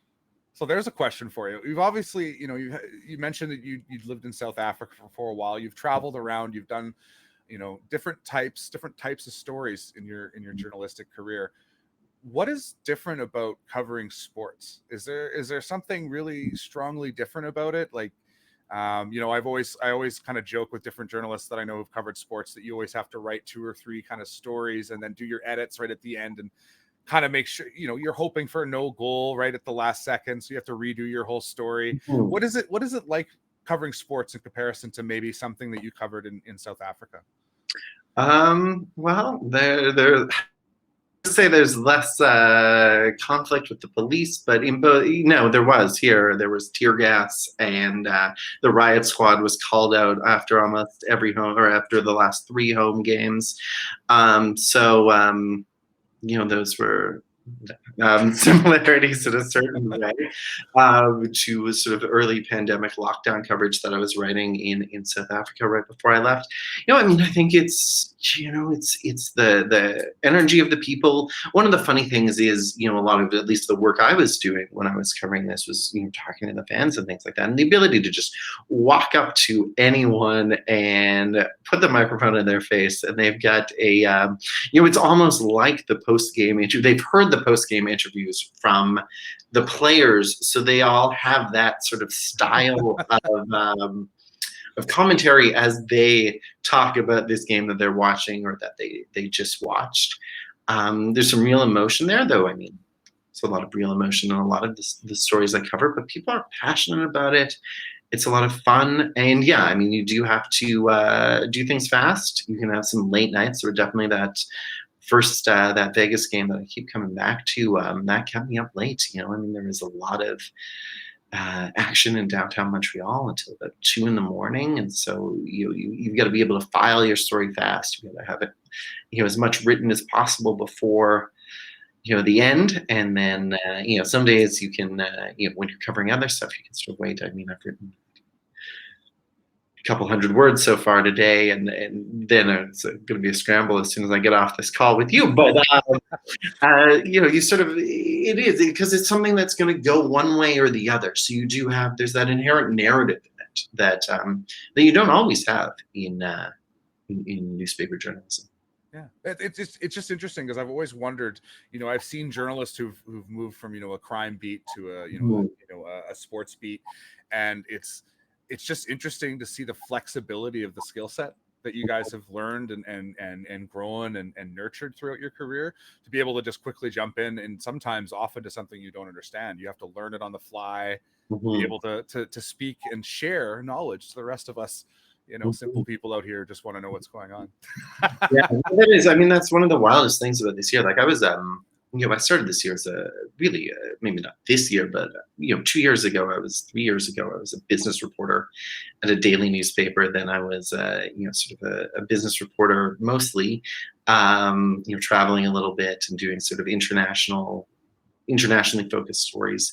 Then I became a COVID-19 healthcare science journalist. So I've learned all about epidemiology and drug discovery and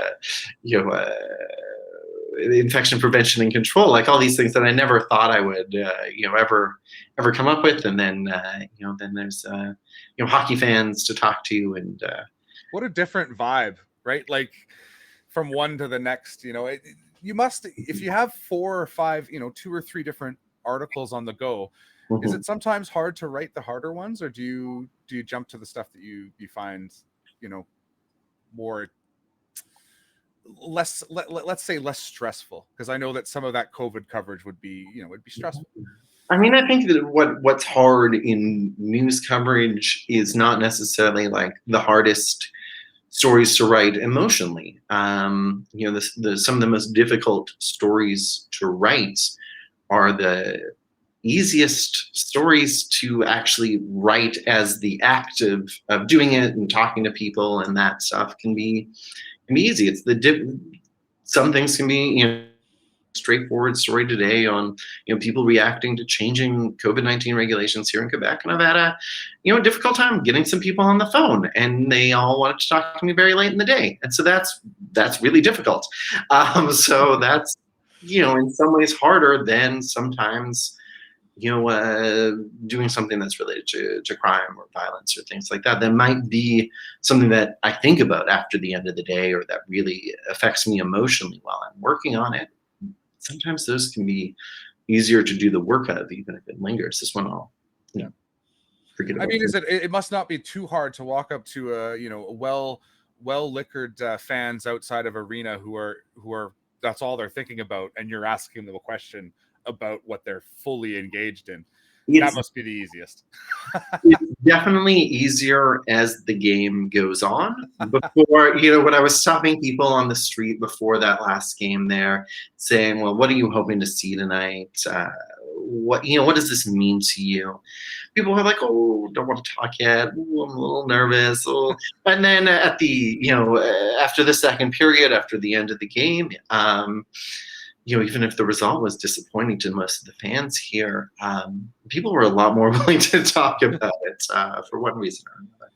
And I did see some of your video that you shared as part of your story that was spread out, throughout the press of some of the action outside the arena after some of these games. And what was really interesting is how it seemed like the police were very, very ready for what they were going to do, and very, very comfortable with using whatever they needed to do to move people. And it just seemed like a bunch of sheep who were being herded down streets, and most of them were just carelessly, in the most sense, just happy. They weren't generally too upset.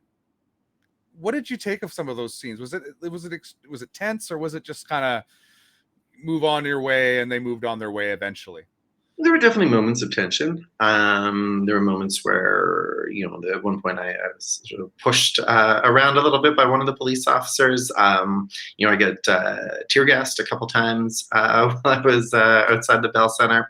And you do see sometimes people pushing back, people who start, throwing things once the cops have tear gassed them or charging them. But generally speaking, I think, having covered a wide variety of this sort of stuff. In 2012, I was doing a lot of the student protests, which were, we saw this type of stuff every night here in Montreal. People do tend to, when a bunch of people with body armor and shields, banging on their shields, shooting tear gas, sometimes on horses, are running at you. It's very, it sort of takes you back to some sort of images of ancient Rome or something. But you do panic and people run. It's very rare that you see, at least here and at least after a hockey game, people not, sort of running away when the police start charging at them. But people were, I did see people were annoyed that they, that they were trying to celebrate, and the cops are trying to get them to move along, and people didn't like that. People were upset getting tear gassed. It's not pleasant. Here's a question.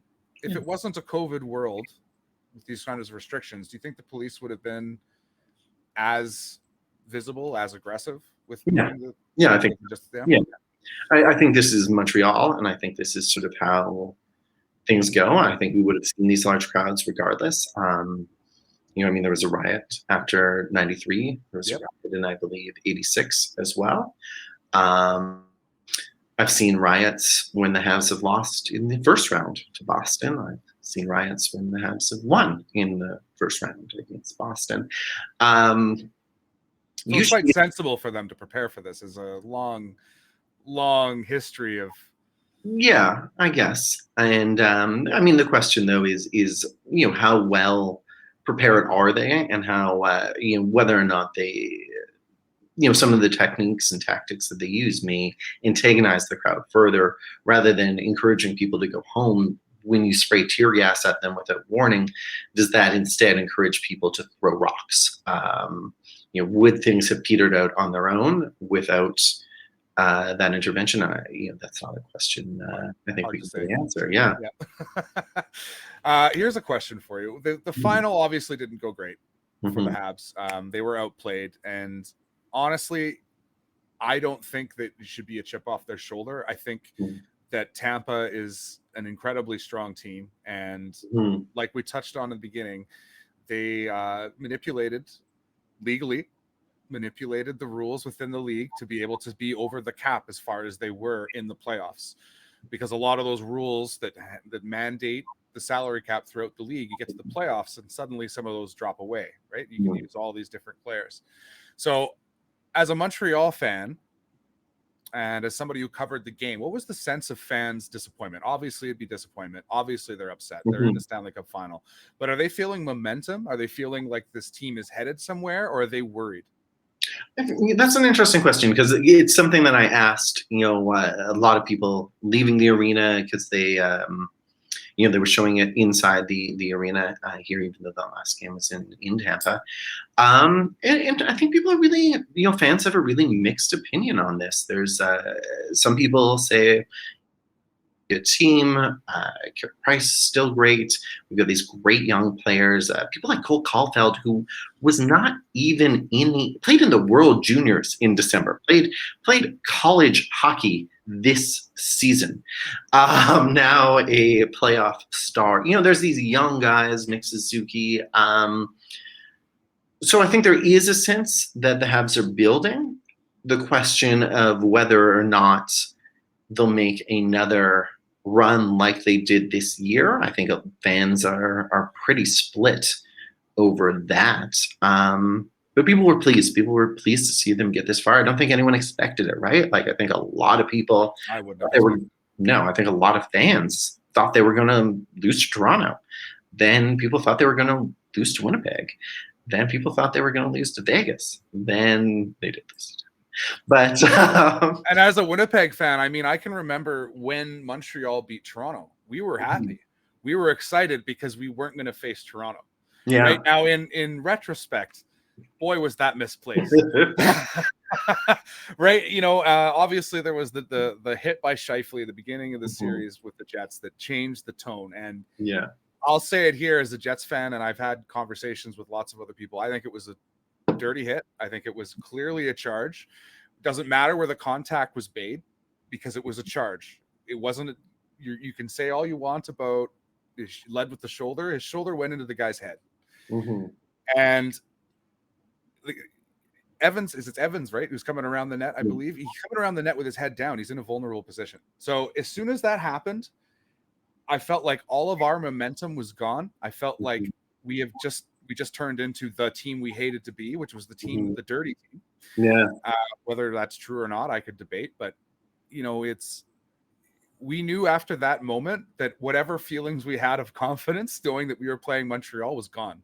Yeah. You had all the ammunition in the bank. All of your guys were ready to fight and die for Evans. And you mentioned Caulfield, that player, incredible. He played loads of games this year, 4 or 5 different places. I think he even played 2 games in the AHL, and they were like, "You're way too good for this. You need to go to the end." Like, what a ride for Caulfield too. Like, it's been an interesting year, but here's my thought on whether there's a future. I think the idea of leaning on Carey Price, I think his window is closing. There's not a lot of keepers. He's starting to get older. He's going to start to see that regression. He's a fantastic keeper, but he's not going to be able to play 60 games a season and start in the playoffs. He's going to be a team, in my opinion. I think Price is going to be a specialist. He's going to play the big games. You're going to have another goalie who plays the rest of them, and then the playoffs Price comes in. But yeah, we're going to have to see. There's no one. The one thing is there's no one in the wings, as far as I can tell, as far as I know. And I mean, I don't don't have any sources on the team. Not really that plugged in to that world. But you don't call Mark Bergevin just to have a conversation, or what? Jeff Molson, get him on my speed dial. No. Yeah, no problem, right? Yeah. Real accessible.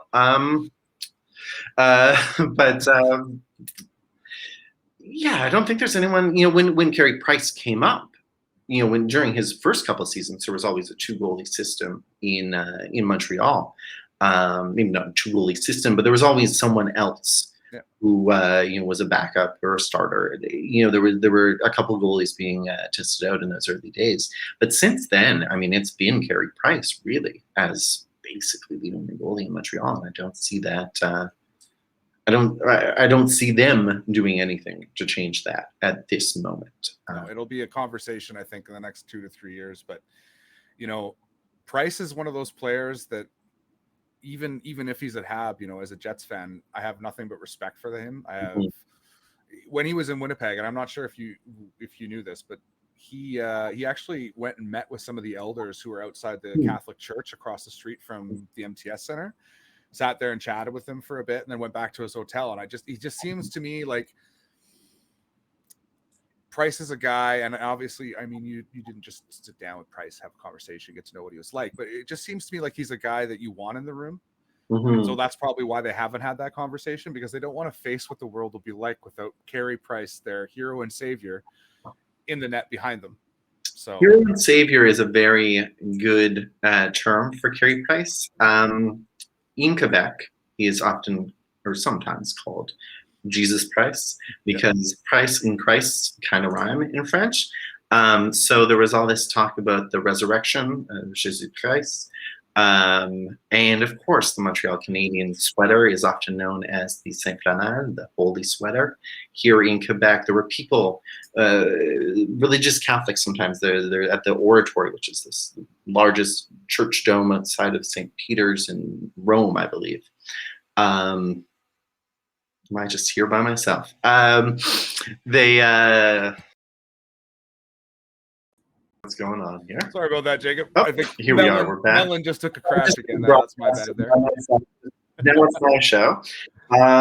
But so people will walk up the steps of the oratory. There's these 100 steps. They walk up on their knees to ask God for something, for a favor, for maybe not a favor. That's probably not how they would say it, to answer their prayers. There were people in Habs jerseys doing this, walking up the oratory steps on their knees, praying for the Habs. The relationship between this and this city, the way it brings us together, and the often religious iconography that surrounds it is it's quite something. There is no other hockey club in the world like the Montreal Canadiens. There literally is not. The history of the club, the way it's weaved into the history, which is quite, to be fair, complicated. It's a complicated history. I grew up with a mom that was the Habs fan, so I always knew what the meaning of the habitant was, right? Like, I had an understanding of kind of that connection. And we look at other franchises in the NHL, and I don't think you could, aside from maybe arguments for some of the original six, the connection and culture combining into the love of a sport and a team is really unique to that city. And it must have been really cool to be part of, even though it wasn't the win. That moment when you guys knocked out Vegas would have been a great moment to be part of. Yeah, it was something else. And even you mentioned the nickname the Habs. That's a French word used by Anglos as a nickname for the team. Like, Francophones don't necessarily call the team the Habs, but they can add the Tricolore. So it brings us together. But on that note, I'm gonna have to leave you and get that. We're gonna head out. Thank you very much for jumping in, Jacob. I really do appreciate it, and we'll talk soon. Yeah, thanks for having me. Good luck with the rest of the show. Thanks very much, buddy. Ran a little bit over time with Jacob. What can I say? First show, I've learned a lot about time management. I'm going to have to be a little bit better with that. So big thank you, number one, to everybody who hung out this afternoon and chatted with us as we went through this really, really nice day with Scott and Mazza and Birdie and Jacob. It's been really, really, really incredible. And I'm excited to get this started. Obviously, there was a little bit of a blip there with Melon a couple of times. I'll have to look into that and see what I can do to ensure that doesn't happen again. But aside from that, big thank you. This is the end of episode 1 of Scoot Talks Sports. Again, you can find this show Mondays and Fridays on Twitch. We record live at noon Central Standard Time. That's 6 p.m. over the pond. This Friday, however, is an exception. I know that's a little annoying because it's the first show, but Friday I'm in an event for Football Manager. We'll be playing in the Wasted Possession group final. So if you're interested in that, feel free to jump in there as well. In the meantime, if you want to, would love if you hopped on my socials. There's also a Discord there and chat.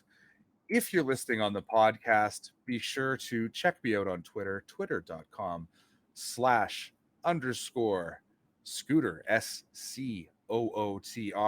You can also find me on TikTok and a number of other places if you check out my link tree, which is in my profile on Twitter. Until the next show, guys, thank you so much for being here. Huge thank you to my guests today and everybody who jumped into the chat, whether you're listening live on Twitch or if you're listening at home. Much love. Let's talk soon, eh?